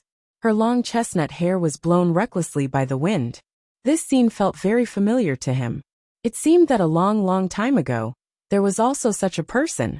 She always liked to curl her thin lips and wear a long ancient dress, but she didn't have the delicate air of a girl at all. She tilted her beautiful face, squatted on the ground, and made grilled fish for him. She would grill it while grilling it. The sky-devouring beast subconsciously retracted its claws, and its huge head shook twice. It was dizzy and couldn't grasp the main point at all. He didn't remember what she grumbled about. But in the deepest part of his heart, he seemed to remember. That was when he was the happiest, at that time. The sky-devouring beast lowered its eyes and looked at its oversized claws. He clearly didn't look like this. Then what should he look like? Why was it blurred? Little 7. Behind her, a deep and graceful voice sounded casually. The fog retreated, leaving behind continuous black feathers. With the appearance of the man, it seemed that they could hear Sanskrit songs coming from all directions. He stood in the middle, dressed in a suit, and behind him were thousands of demons. He raised his right hand with a black glove and said in a casual tone, "Come to third brother." In an instant, the images that flew in were like clips, appearing one after another in the sky-devouring beast's mind. He was holding a wooden stick to protect the academy. He was running behind his third sister-in-law with a meat bun in his mouth. And the goldfish raised by Imperial Grandfather were more delicious than anywhere else. Every time his third sister-in-law saw him, she said, "Honestly, little Seven, don't you think your third brother is very shameless?" He took a bite of the grilled fish and nodded his head fiercely. Third brother has always been very shameless. If he was disobedient, he wouldn't let him eat meat. But there was one thing. He liked third brother's way of teaching. Third brother said that if he didn't like anyone, he would beat them up directly. In fact, he even recalled memories from an even more distant past. His master had fed him fish when he was still in his beast form. He was different from those people in Tiandao who wanted to hunt him down. He simply fed him. Later, his master fell from heaven and became a demon, and everything was reshuffled. Until now, master appeared in front of him again, or rather, master had always been there. It was just that he had lost his consciousness and memories. Now the sky-devouring beast looked at its claws and shook its huge body. The blood in its eyes faded bit by bit. His footsteps towards Beligaju and Hellion Vivian also changed. As his body gradually shrank, a pair of ferocious black eyes appeared.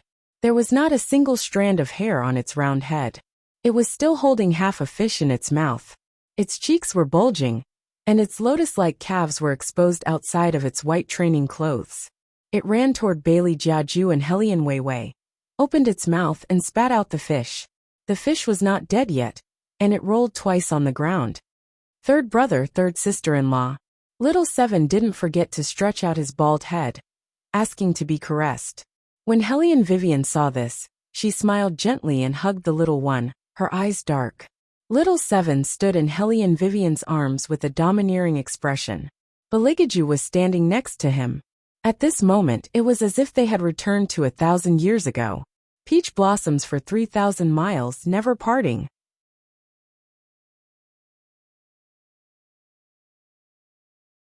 Chapter 1352. On this day, the Chinese border guards successfully rescued 21 hostages. Among them were university students and archaeology professors. Most importantly, they captured the international statistical criminal, Poison Fong, alive and completely crushed a huge drug trafficking organization. Not only that, but this operation also once again showed that China was not a country where anyone could come and go as they pleased. They had the most powerful armed forces and the most fearless special elites.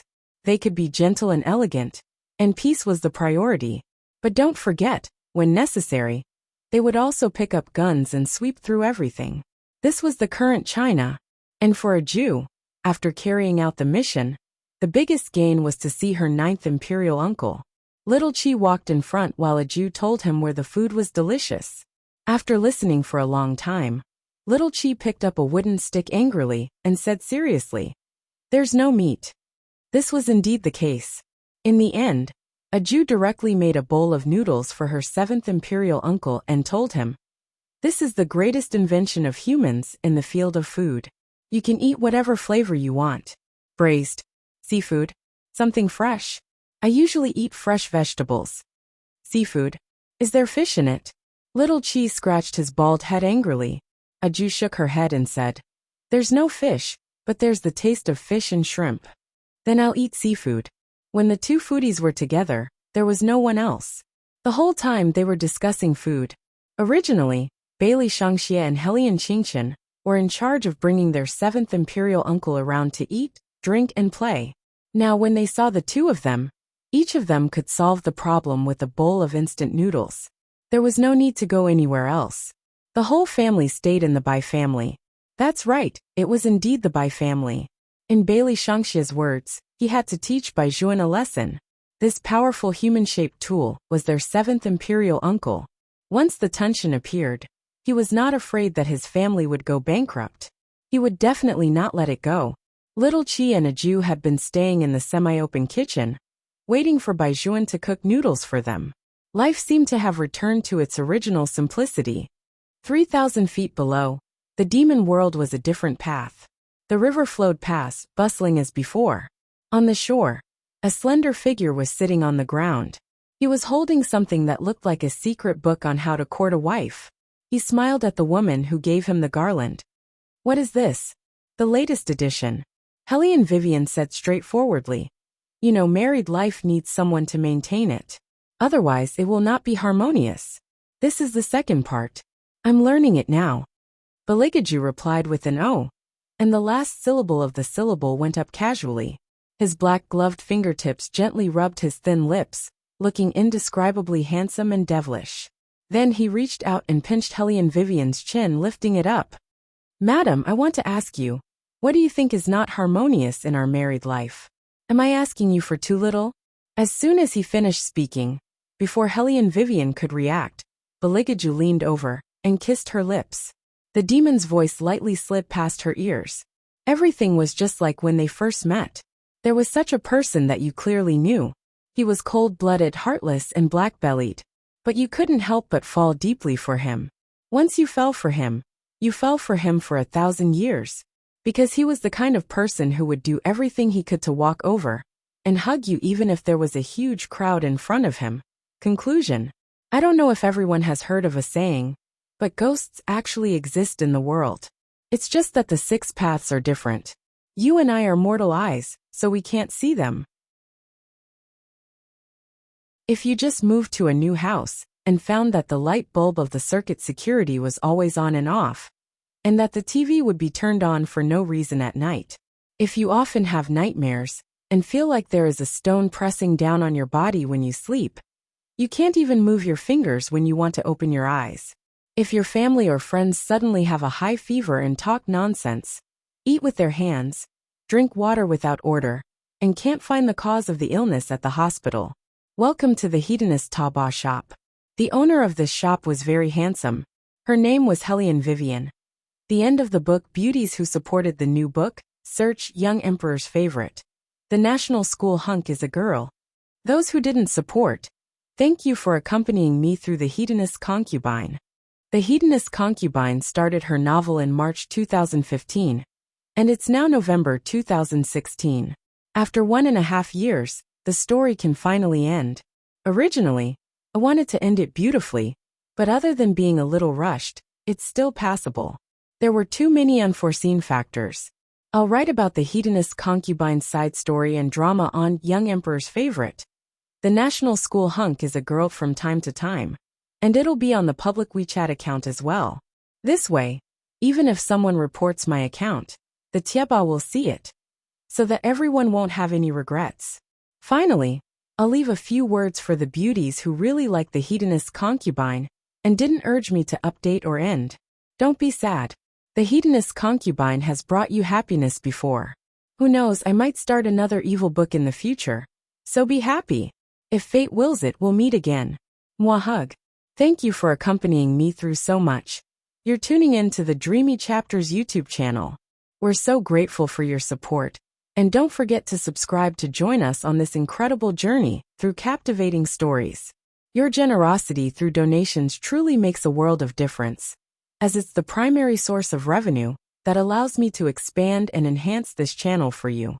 Thank you from the bottom of my heart for being a part of this adventure.